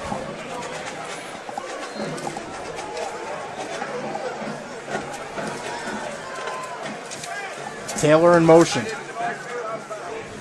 McNair takes the handoff and is unable to spin out of that tackle. Carry by number 28. One of the best teams in the country a season ago in the red zone with Phoenix of Elon. 32 or 35, 91%. They could score in the red zone, but they've got to get 6. And then you're talking about going, what do? Do you go inside? Hard to run against this Aggie front 4. I think you got to stretch it. Too tights. Keep your eye on Foster at the top of your screen, 49. McNair takes the handoff around the corner and into the end zone. Give him 6. Touchdown, Elon. Carry by number 28 for Sean McNair. Touchdown for Elon. We talk about a big drive for a team, certainly timely fashion. Nice block, little kick block inside by Hoffmeister, 72. McNair does the rest. And guess what? Number what? It depends on who poll you are. 20, 21, 21, 23, 19, 21. These are some of the best teams in FCS football, and you're seeing it now. And we're an extra point away from a tie ball game. And now we are locked up at 14. Sean McNair into the end zone for the second time today. We're all tied up at 14. And we're knotted up at 14 between Elon and A&T. We'll be back after. Be limp-worthy. Goodyear. More driven. Knotted up at 14. A&T and Elon with 9:47 to play here in the third quarter. Corey Banks back deep to receive this kickoff as Elon making the most of a couple of personal fouls and punching that one in to Sean McNair into the end zone for the second time today. Banks through the middle and is knocked down by his own teammate around the 20. Corey Banks on the return. 11 plays, 75 yards in 5 minutes and 13 seconds. That's how Elon drove down the field. As you see the replay, the friendly flyer there. Tough way to go down. Khalil Carter will be the quarterback on this drive. 3-yard line.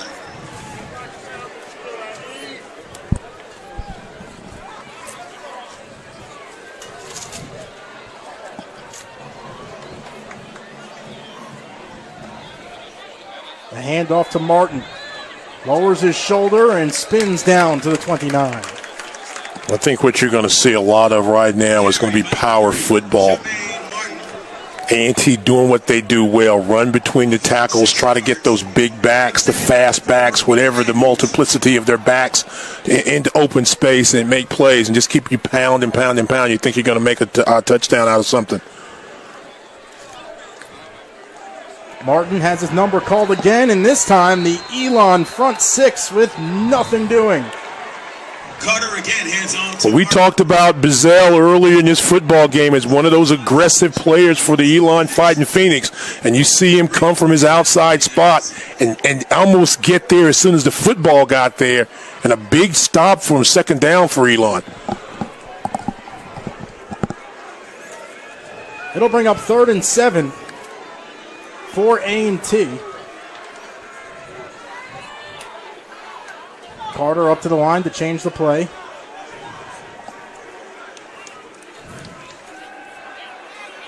Heaves one towards the sideline and leads Corey Banks a little too far.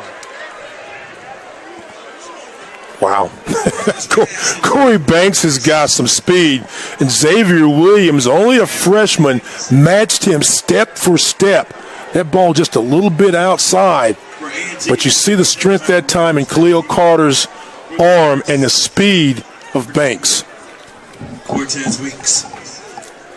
Elijah Bell was lined up as the receiver to the top of the string. Good to see him back out on the playing surface. He was banged up there late in the first half.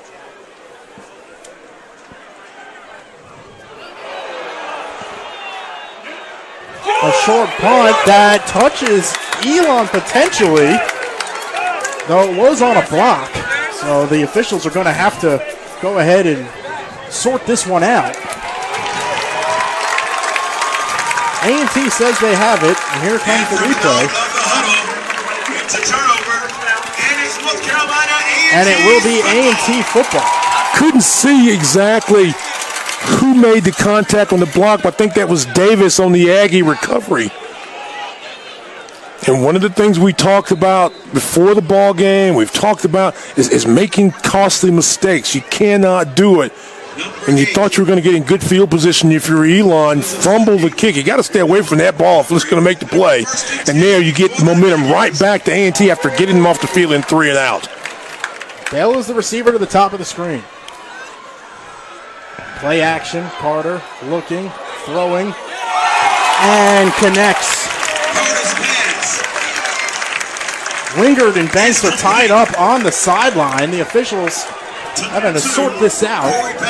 Man, Chris Barnett's calling an excellent football game. After a change of possession, sudden change, you try to attack them. Nice pass and catch for the first down for A&T. And it's good for another A&T first down.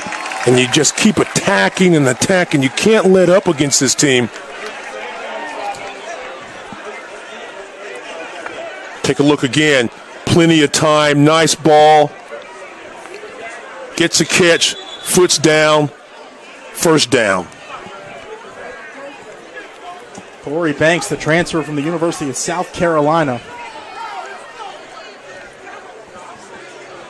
It'll bring up 1st and 10 from the 35 of Elon for the Aggies.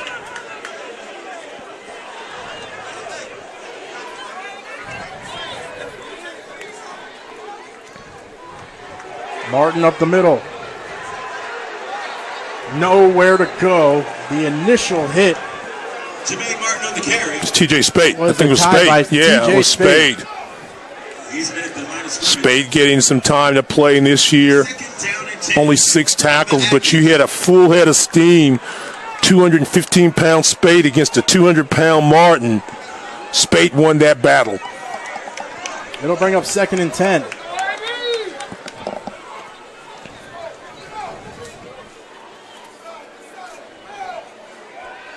Play action, the throw to Bell, and he's shoved out of bounds.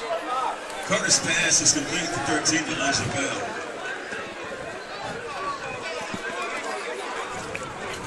That'll put a 3 in the box. 26. It's 7 to go to the first down marker. You just get the feeling there. Isolating Bell on the outside, that little short hitch route. And you got to think at some point in time they're going to get that defender to bite, little pump and go, and see if Bell can break another off for another record-breaking performance. We already saw the impressive one-handed touchdown grab earlier today.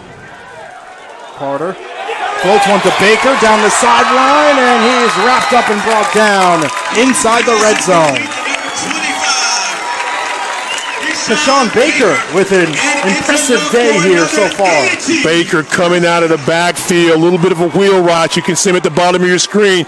Goes completely untouched. You can see one of the Elon players' hands on it. What's happened? How did he sneak out of the backfield? The change of pace guy only had one reception a season ago. Comes up with a huge play this time. Play action.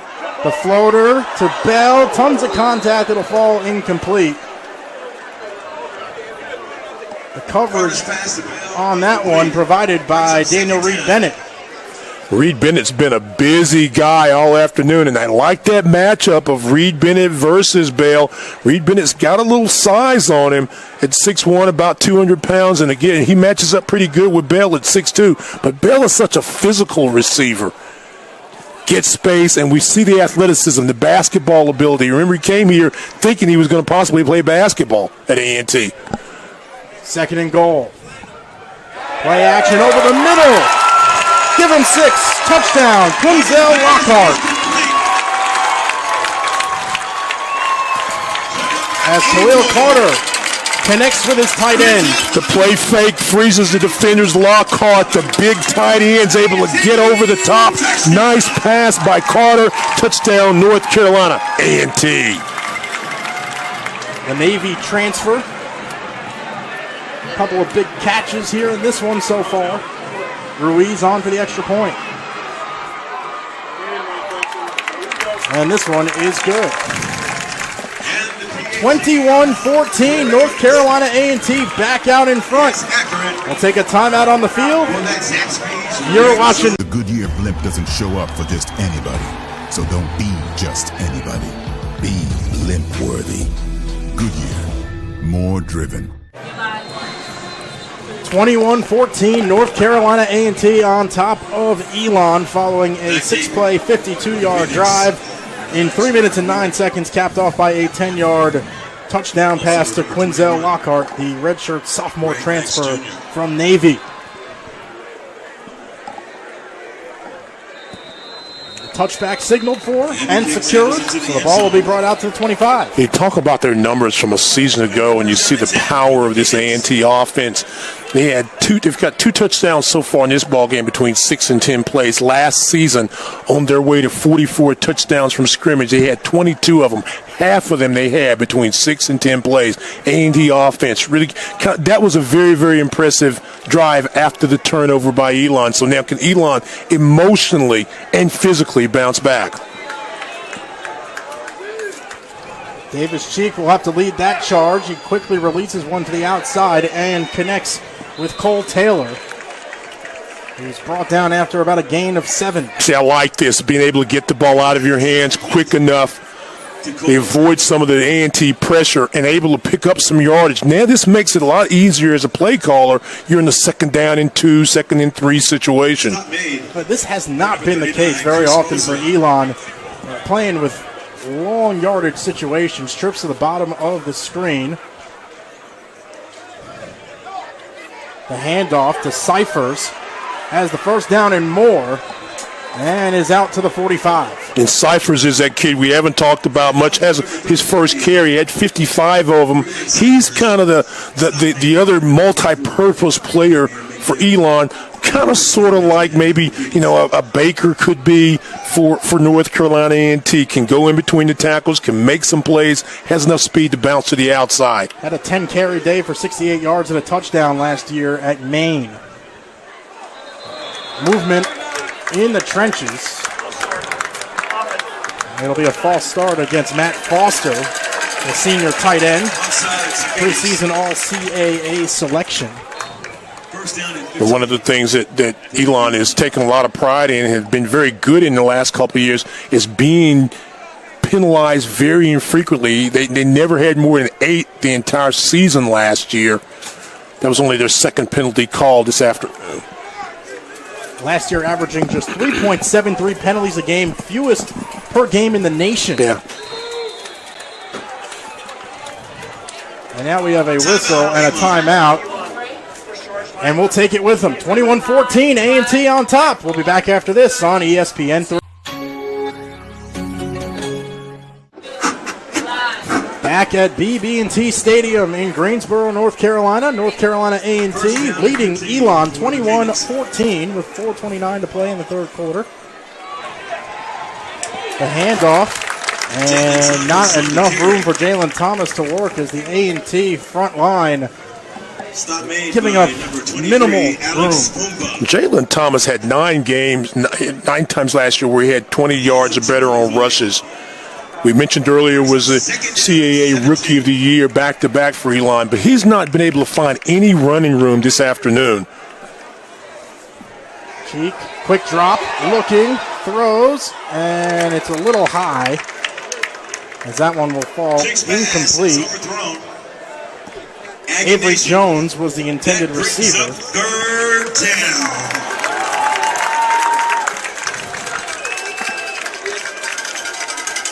Jones played in all 11 games a year ago. 3rd and 17 for the Phoenix. Another long third down situation for Elon. So what do you do if you're Courtney Cord, defensive coordinator? Do you put pressure? You've had a lot of success with your 4-man front, and you drop in coverage. Don't let anybody get behind you. The 4-man rush is on. The throw over the middle is complete to Daughtry. It's good for the first down and more. He is finally brought down to the grass around the 30-yard line. A huge gain on 3rd and 17. And that's what a quarterback can do when he's given time. And again, you got to love the fact that Davis Cheek is able to step up in the pocket, no happy feet, steps in there, throws a strike. Daughtry gets to see the linebacker's behind. He's in front of that defensive back, finds it a little easy, the gap in the zone, and is able to get the first down. Nice play for Elon, Daughtry, and Davis Cheek. Play action, Cheek lofts one, and there was a miscommunication as Taylor bended in, and Cheek thought he was going to bend out. Coverage by Derek Williams. Had 3 tackles in the Celebration Bowl. And see, if you're Elon right now, you're seeing a little bit of rhythm out of Cheek. So what he's got to be able to do now is find those holes. Receivers have got to be able to take you deep, come back to the football. There are going to be some spaces there, especially the way this rush has come on A&T. Here's your counter. Cyphers with a hole and is tripped up about a yard shy of that first down marker. Great job that time reading the block by Cypher. Gets the outside, little block in there. Is able to lean forward for an extra yard or two and make this a 3rd down and very, very manageable. It's marked as 3rd and 2. Huge play as Elon attempts to enter the red zone again. Back to Cyphers, finds a hole, breaks free, and is into the end zone. There is a flag on the play. And it's holding, and this one's coming back.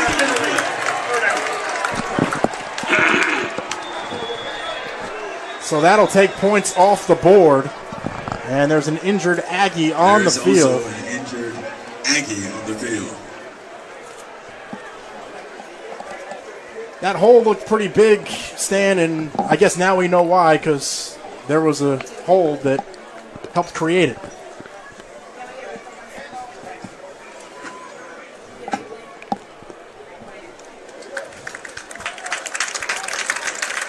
Stuckey is up and jogging off under his own power. Did not hear who the penalty was on. I didn't hear a number, but here I we go. saw Let's take a look. Let's see here. I think it was the end. Looked like I think Foster it might have been to me. Yeah, it's either Foster or Chad Nelson that could not pick up the 4. I saw a 4. See right there. I saw a hand on the top that Nelson, that left guard. We're going to give it to you, Chad, and if it's not, don't call or write me. I'll just say my bad, and we'll just keep playing. How about that? At the end of the day, it's still taking a touchdown off the board. Yeah, and you might not want to be identified as who you are. Right. Especially come practice on Monday. It's 3rd down. Big play there for A&T defensively. 3rd to go back 7. to. Cheek throws and completes the pass. It's Cortez Weeks. Cheek's pass is complete. That'll be good for a first down. Cortez Weeks, great athlete, played down at West Rowan High School down over in Manula, North Carolina. Was on some state championship teams. A really good athlete.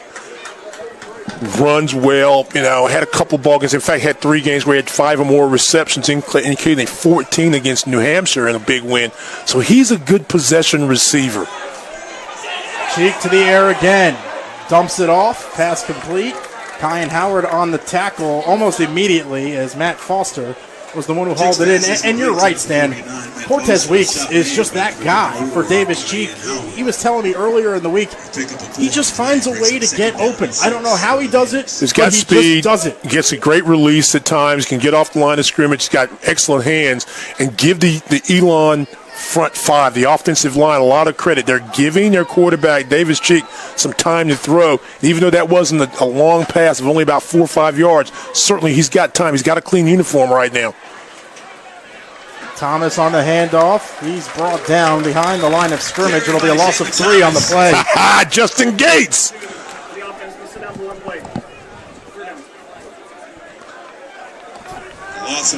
Gates has been all over the place. We've seen him in the middle plugging holes. This time gets to the outside, gets by his offensive lineman, is able to run down the offensive running back behind the line of scrimmage. 3rd and 10. Michael Purcell had to come off. His helmet fell off in that play. Has to go to the bench for 1 down, and we have a whistle and a timeout taken by A&T. Well, Stan, 3rd and 10. You're within striking distance if you're Elon. Down a touchdown. What are you doing here if you're the Phoenix? This is by far the best that the offensive line has looked all day.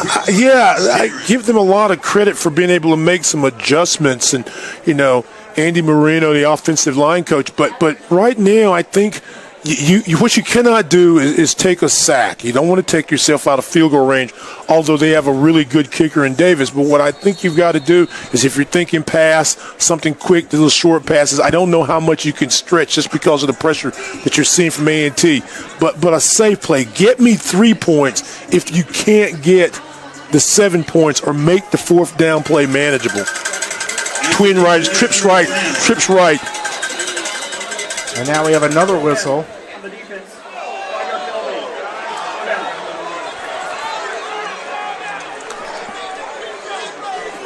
There was some kind of penalty that was just called. We missed what it was. So that'll make it 3rd and 5.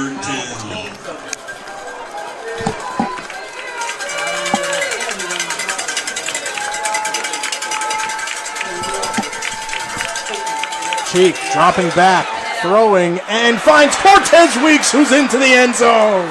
Give him 6.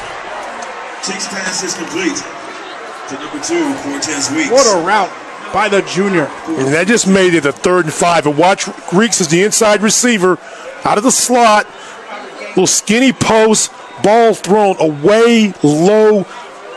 Only one person can make that play, and that's going to be Cortez Weeks.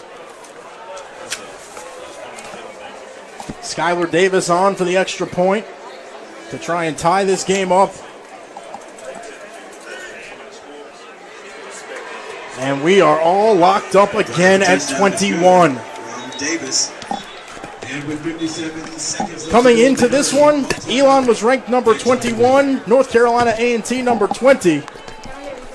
And these two teams are showing why they were so close in the polls in the only matchup of ranked teams in FCS this week. Take a look again. And you're going to see what the defensive backs will see. 3-step drop, slot. No one ever gets a hand on Weeks. Ball low and away. Great pass, great catch. Touchdown, Elon.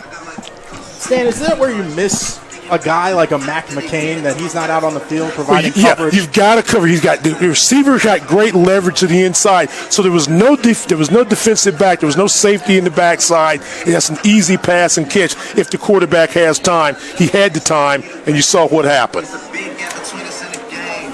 In the next life, I'm trying to stay paid.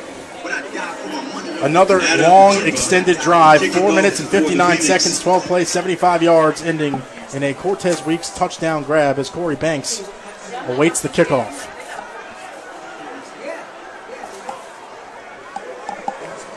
This one is short and returnable. Banks fields it to the 25, and he is met by the coverage unit of the Phoenix. Well, Stan, we've been treated to quite the ball game here. Yeah, and let me go back a second. You couldn't really tell what that penalty was. I think they said it was encroachment. So instead of it being 3rd down and 10, had it not been, it was a 3rd and 5. Really didn't have that much bearing, I don't think, on the touchdown play. What happened was it was just a great read, great formation, gets you a receiver on inside release, and you get 6. Could have happened from 10 yards as it did from the 5.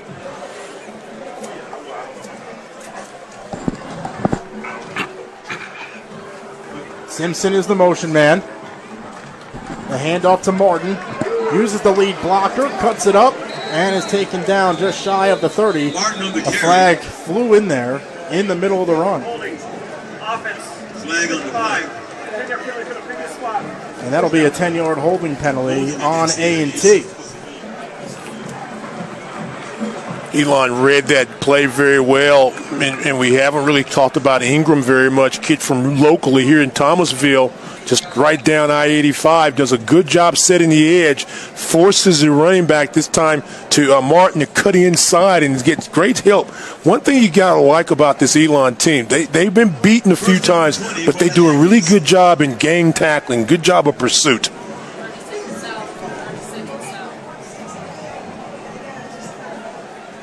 A&T will line up with trips to the bottom of the screen. Legal substitution.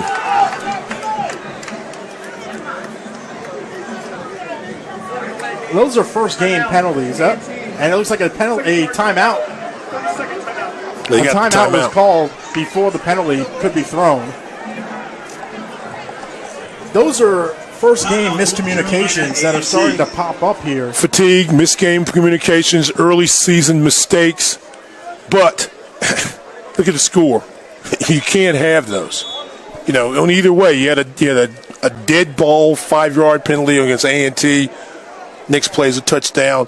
You have to use a timeout in this situation because you've got too many men on the field. So those are the mistakes you can't have.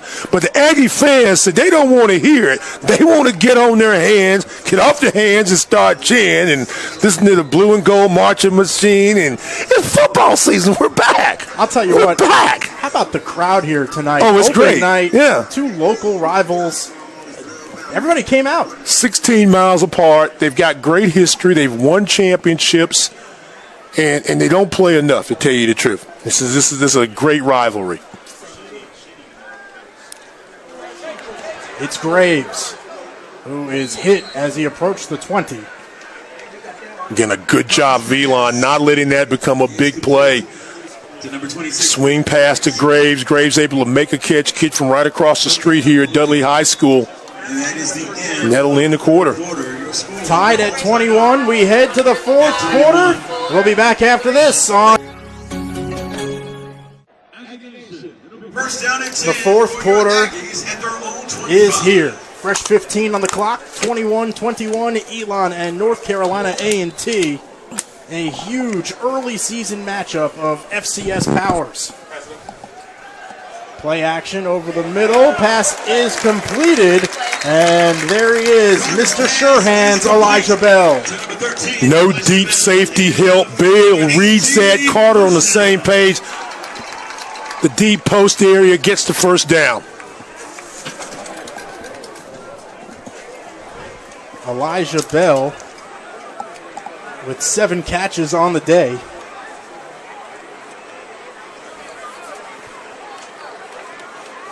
He'll be lined up at the top of the screen. 1st and 10 for A&T.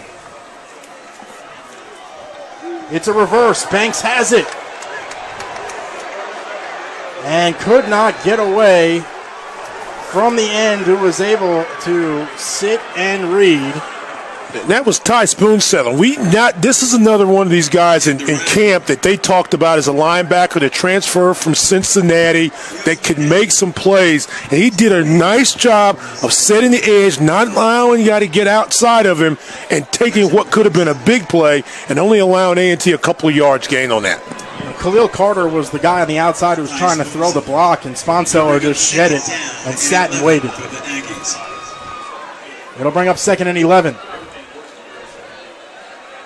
Play action, Carter on the run. Takes a hit and falls forward to the 41. It'll be a gain of 2. Khalil Carter on the keeper.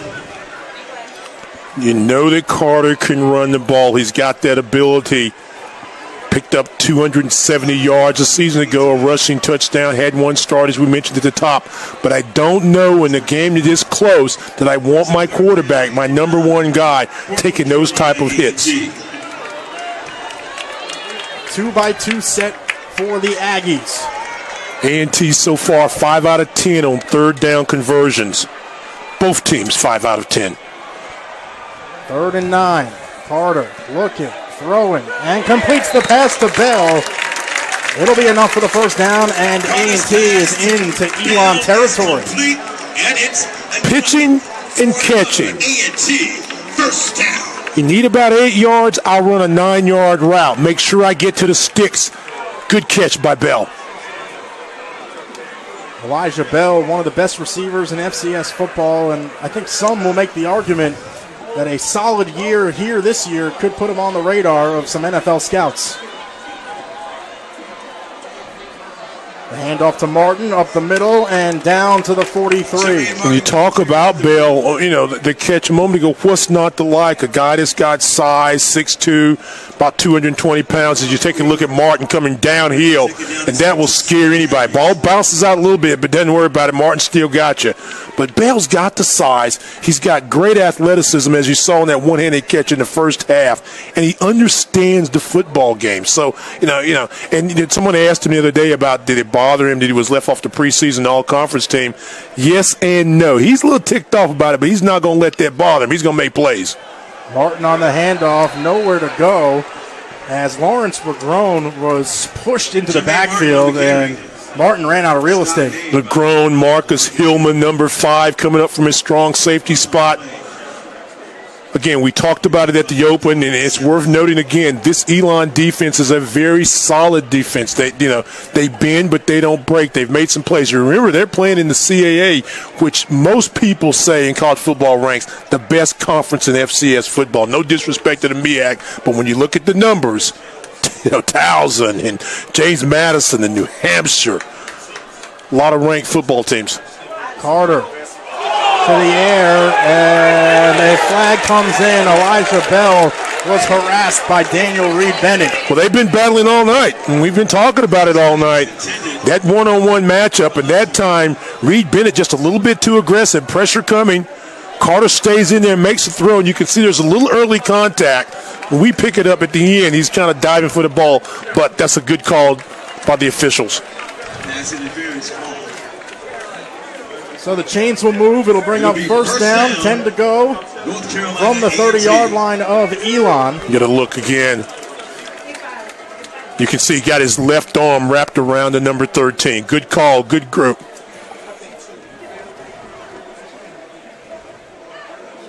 The draw to Martin.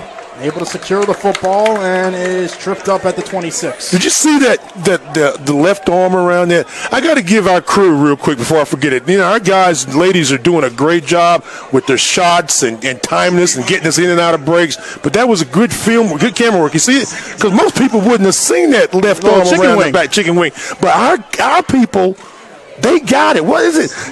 TEM video, folks. Technical Event Management. TEM. That's who they are. They did a good job with that. Thank you, fellas, ladies. Carter on the play action. Throws, and there's no one there as the pressure was on from TJ Spate, the senior out of Wilson, North Carolina.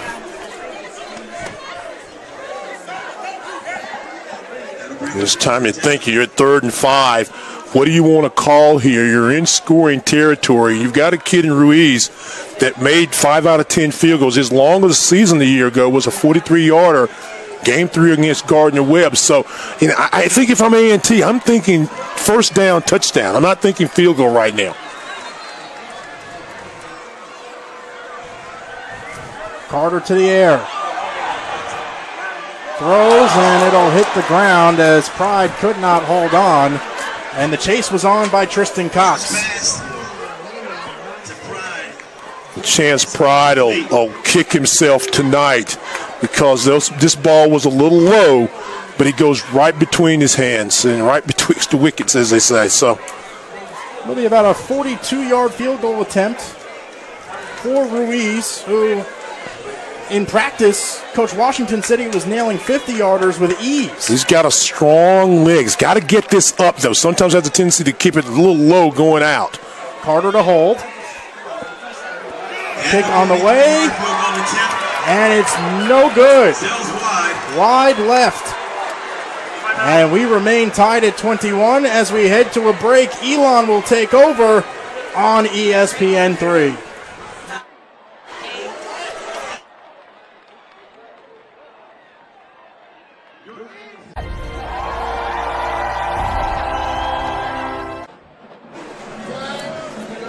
Elon takes over at the 26-yard line. 1st and 10 with 10:07 to go, tied at 21.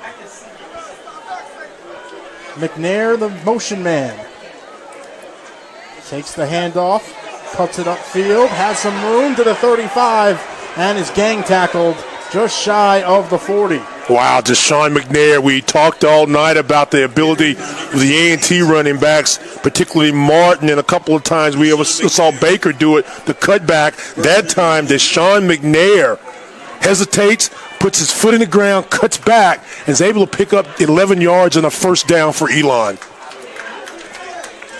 1st and 10 for the Phoenix from the 37. Elon keeps it on the ground. McNair able to hold on to that football. It came loose, but I believe the whistle blew already. It was on the ground.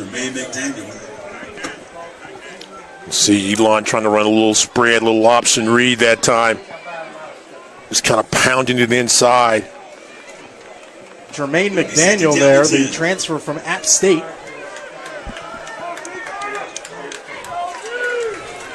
Second and 10.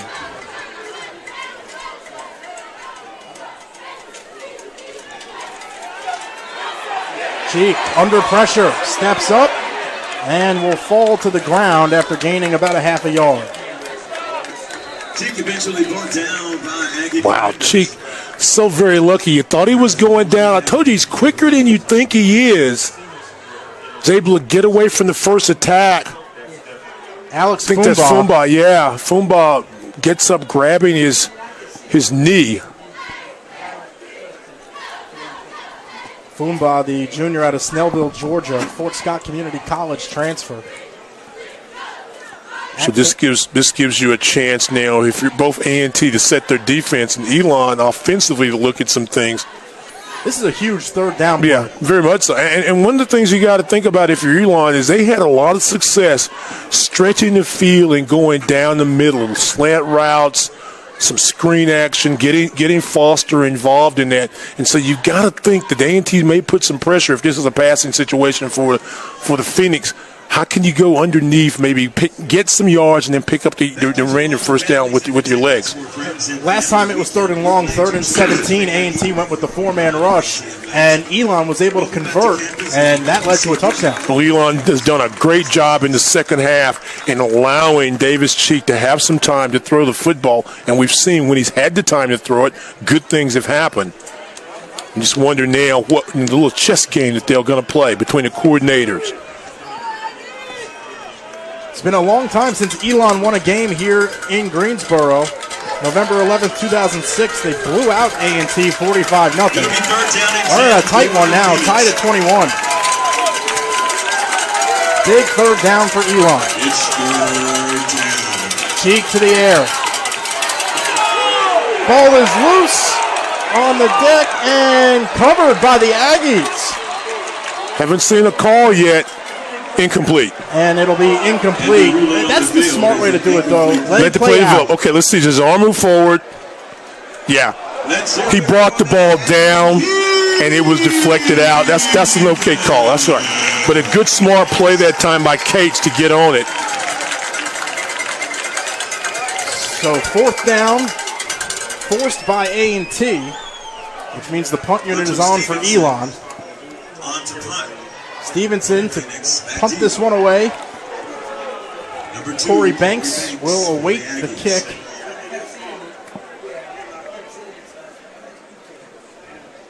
High spiraling punt. Banks retreats inside the 15. Has some room to the 25 and is dropped around the 35. So a solid return for the redshirt junior. Now you start thinking about time, score, timeouts for both teams. Put together maybe your best drive. Banks gets in the open field. Go up for just anybody, so don't be just anybody.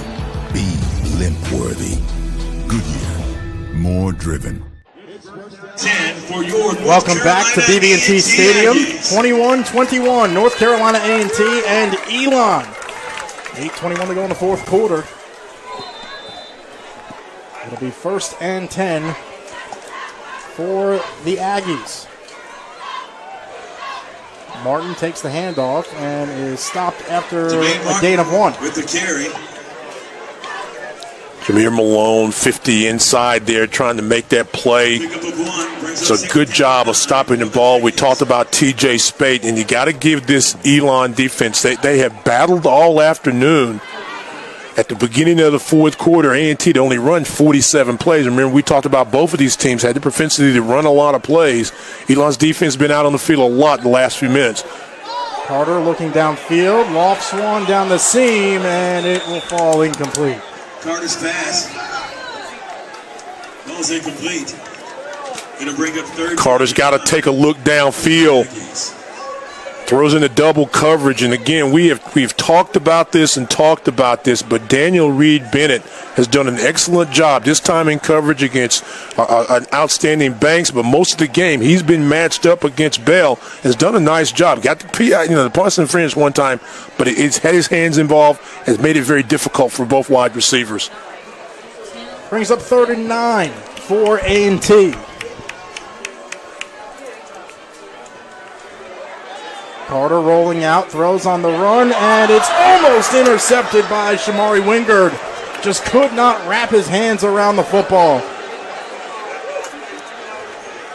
Aggies are very, very lucky. Carter rolling to his left, throws his ball. He may want to think about this one ball. This underthrown, trying to throw into coverage with an angle, and very fortunate for A&T not to be intercepted, and a big defensive stand once again for Elon. So a quick 3-and-out forced by that Elon defense as Cortez Weeks will await the punt from Rivers. Fair catch secured at the 25. With 7:30 to play in the 4th quarter, it'll be 1st and 10 for Elon. From the Houston Outlaws.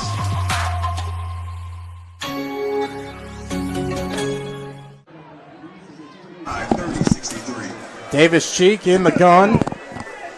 Play action, rolls out, fakes, runs, throws, and cannot complete the pass to Avery Jones. Cheeks pass is incomplete. Cheeks eventually had Daughtry open in the flat and just couldn't quite get his feet set and release it. Then goes to a secondary receiver.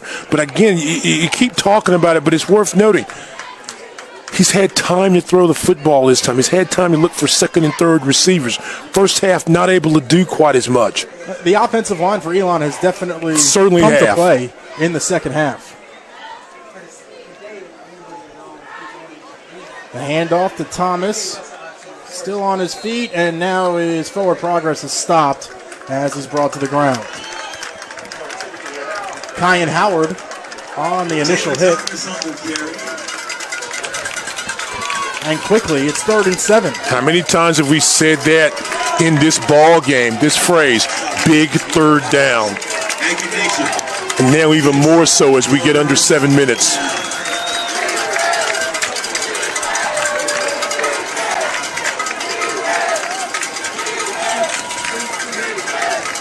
Chief drops back, looking under pressure, and he's sacked.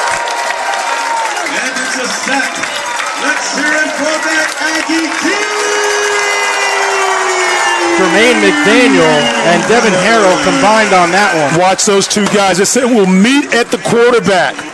Got a great jump off the ball. Not much you could do about that. Hope the quarterback can get rid of it. He can't. McDaniel with the sack.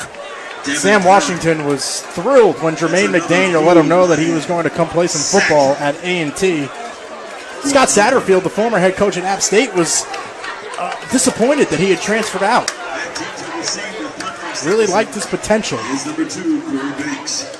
Banks will field this one. Actually, he'll let it bounce. Don't think it touched him. I don't think it touched him. It'll be covered up around the 40, and it will remain with A&T. I do not think that ball touched him. It looked like the Aggie that was in the vicinity of the football actually jumped over the football. Jumped over or around it. I do not think, I put that on record as the play was going on. They'll look at this. I think we're going to get another look. Take a look now. Now watch it. If you're an Aggie fan, you know he didn't touch it. If you're an Elon fan, you think he did. Oh, it was awfully close. I don't think. But he did I not don't think he touched it. There's a better look here. I told you our crew's doing a great job. Watch this. He gives us another angle.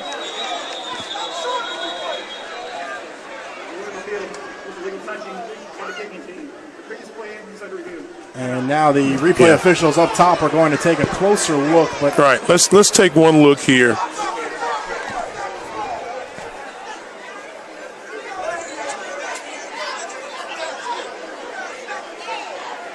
I don't think he touched it. I don't think so. Our crew got a phenomenal shot at that.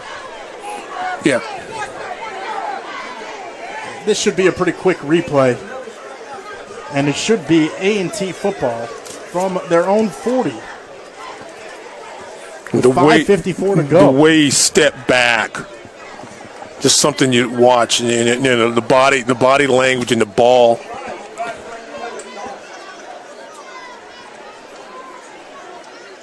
They talk about football being a game of inches. It certainly is here on this play. But watch this.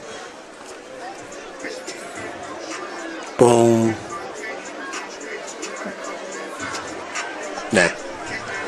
Smart play, though, by the Elon blocker trying to throw him into the football. Yeah. The call has been confirmed on the field. Well, I could have told you that if they'd listened to me. You're not patched into the referee mic system, though. So. Thank goodness for that, right? But here we go now, 5:54. This is what you expected out of this ball game. Number 20 versus number 21. What a way to finish. 1st and 10 for A&T. Play action. Carter looking downfield, floats one, and it'll go over Bell and out of bounds, incomplete. This pass incomplete brings up 2nd down and 10 for the Aggies. Why didn't he run the ball?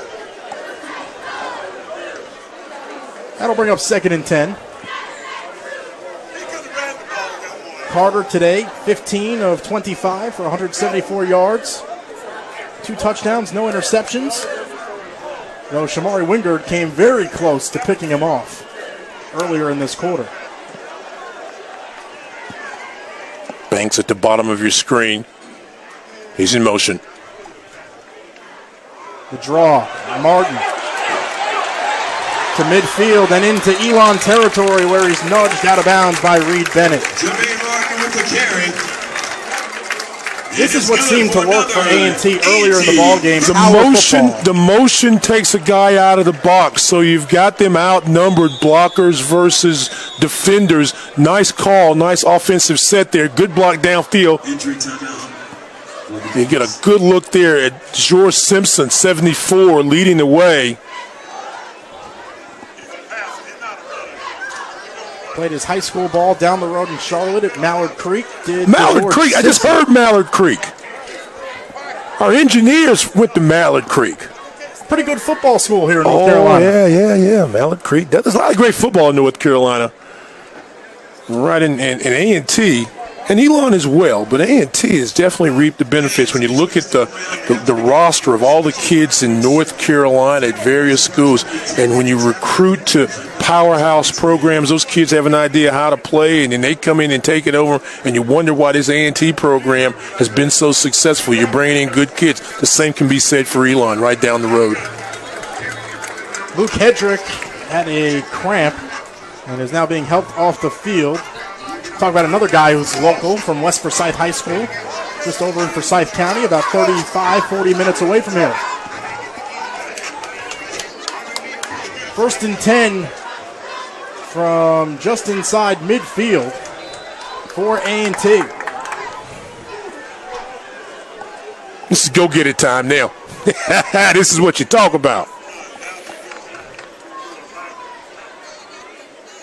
Carter corrals the wild snap, hands it off to Martin, who is able to gain a yard. Martin again on the carry. Stop made by number 5. Marcus Hillman comes in, makes a solid hit on the guy that's very difficult to bring down. Exactly what he sees. Bam, contact there. Second down, about 9. 4:50 on the clock.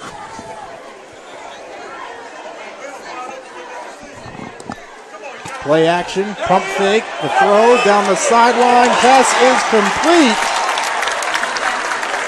Elijah Bell, the turn and go, and you were right, Stan, you had called it earlier that the little pump and go hitch was going to work. Well, you just got the feeling that this was going to be in the arsenal, and you had to save it for the right time because you're playing, you either give him a lot of cushion, he's going to take the out. If you come up in press coverage, he gives you a little move, boom, boom, boom, gets to the sideline, and Elijah Bell is a hard guy to cover, especially when you've got to make a play.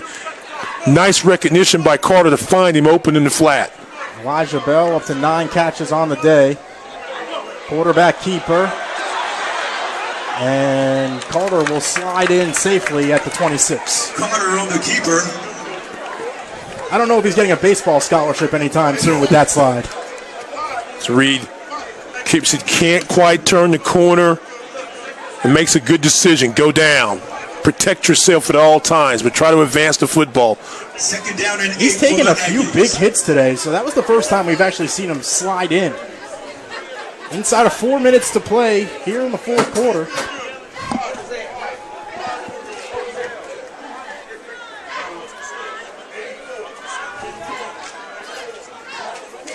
The pitch to Martin.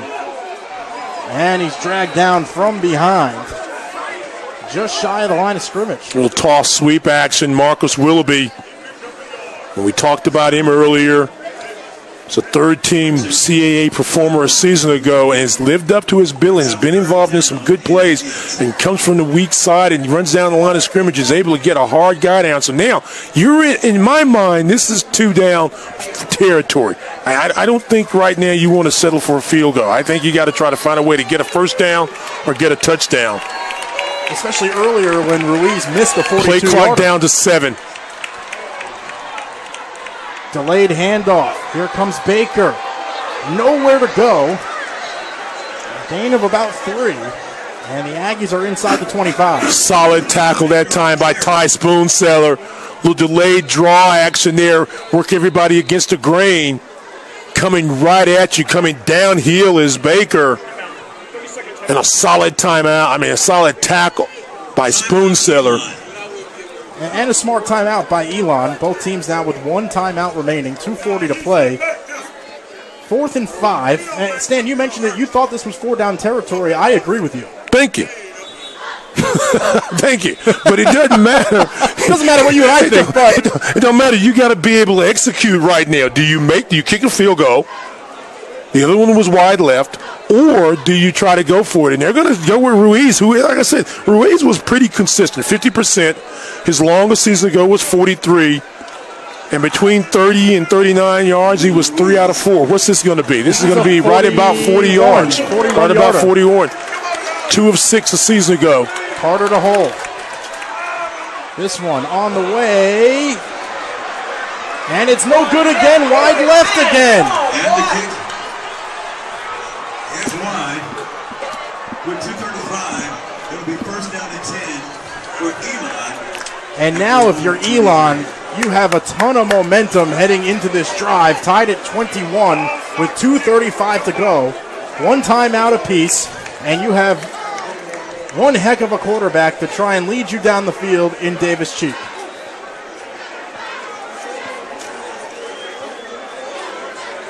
Buckle up, partner. This is going to be quite the finish. This is only the first game of the season, huh? Amazing. And Skylar Davis, only a sophomore, the Elon kicker, just so you know, his long a year ago was 46 yards. Cheek. That's tossed to the turf. Jermaine McDaniel all over him. Jermaine McDaniel comes off the mountain. He's in Greensboro, and he's found him a happy space. Gets away from the blocker and brings down Davis Cheek. Big-time play by McDaniel. That was a huge play. Makes it 2nd and 20. And see, this changes the whole concept of play calling now for Elon.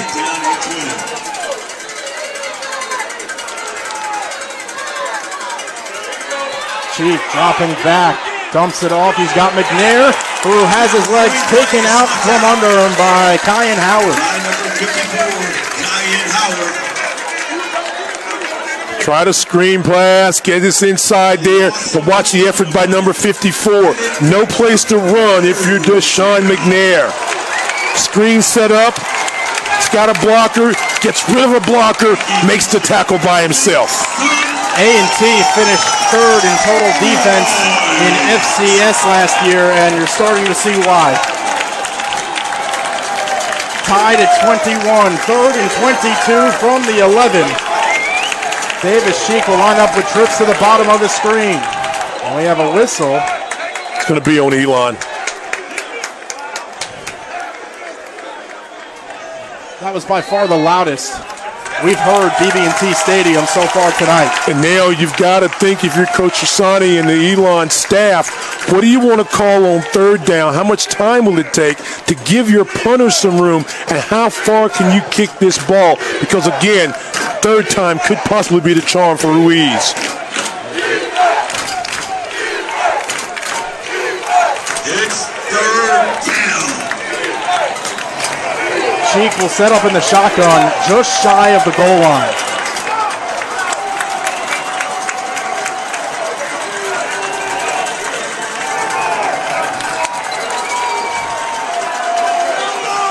McNair is the single back. 6 on the play clock. The handoff. And McNair is stuffed. It'll bring up 4th down. Do you burn your timeout right now if you're A&T? And the Aggies will indeed call timeout. I think you did. I was trying to see when they started the play clock. It's just 33 seconds on the game. So you got to be very, very careful if you're Elon. This is going to give A&T maybe 1, possibly 2 shots. It depends on what happens in the kick game. As I mentioned earlier, A&T has returned a kick or a punt for a touchdown in 6 consecutive season openers. They've yet to do that so far. With Hunter Stevenson most likely setting up near the end line to kick this one away to Corey Banks, you'd have to assume he has a chance to break one off. You're going to get this ball in great field position. And I mean, my biggest question is this going to be punt block or return? Banks is set up near midfield.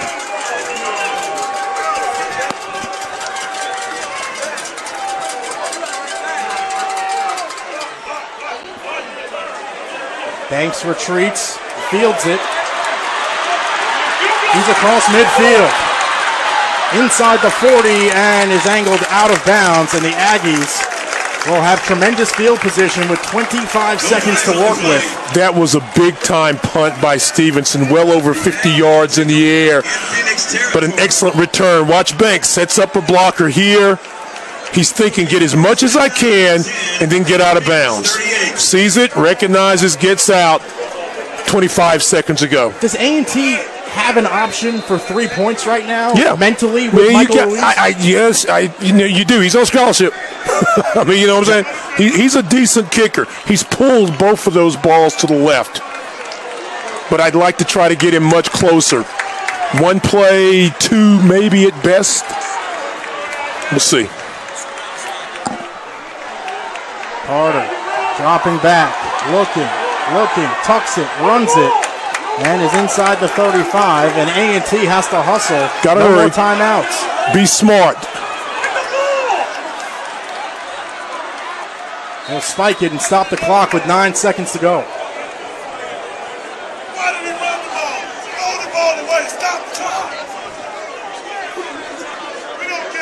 21 all. It's 2nd and 5.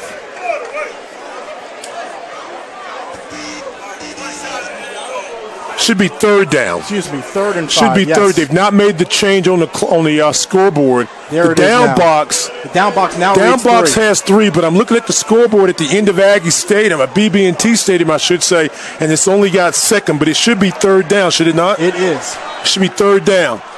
Carter dropping back. Pressure's on, rolls out, looking downfield. Throws one to the corner in the end zone, and it's incomplete. It's out of bounds. It's out of bounds. Banks could not get a foot down, and there's 1 second showing on the clock. And this should be 4th down. They've got 3rd down on the scoreboard, but if I'm not mistaken, this should be 4th down now, okay? Clearly out of bounds.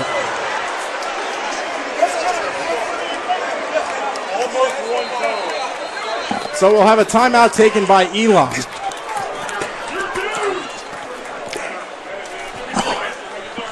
Timeout, Elon.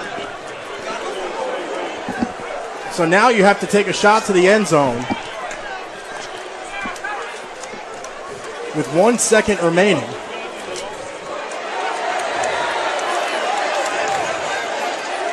Nothing there. Nothing there. You have to assume it's going to be 5 sent down the field for yeah. A&T. And if you're Khalil Carter, you're looking for Elijah Bell.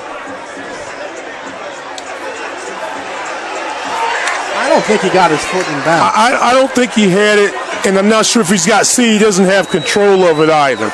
I don't think so. They're not even replaying this. I don't think they've clearly made that's a clear call. It's 4th down, 5 to go. There is a 4 showing on the box across the field. This will be a 52-yard field goal. And there's a 52-yard field goal attempt on the way. He can make this. This is a better angle.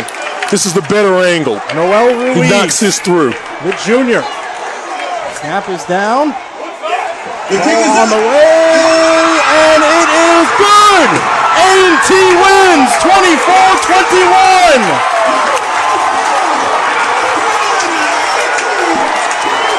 Noel Ruiz, who missed 2 earlier field goals, finds redemption and splits the uprights. Well, it's a better angle. Remember, he pulled the other to the left, so he's got a little bit more in the center of the field, so it's a left to right. So a little bit of a draw action here. Watch this. Kicks up, and the coaches told us he had the leg.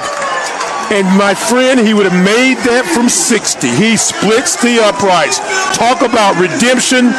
His name is Ruiz. Missed a 41-yarder, missed a 42-yarder, and makes a 52-yarder to win the ball game. It's only the first week, Stan. It's only the first week. What a way to end that ball game. A&T with a 24-21 victory against Elon, as these two local rivals gave us a game that will be remembered in the triad of North Carolina for a long time. You love to watch players redeem themselves. You love to watch players make plays. Elon down, but fought back. A&T down, they fight back. Ruiz comes back after missing two, knocks down the third. Well, Stan, looking forward to doing this a few more times this I hope season so. with you. Let's keep rolling. What a game here in Greensboro. For my partner, Stan Luter, I'm Spencer Turkin saying so long from BB&T Stadium in Greensboro, North Carolina. The final score, North Carolina A&T 24, Elon 21. All games airing on the ESPN networks are streaming live and archived on the ESPN app. This has been a presentation of ESPN.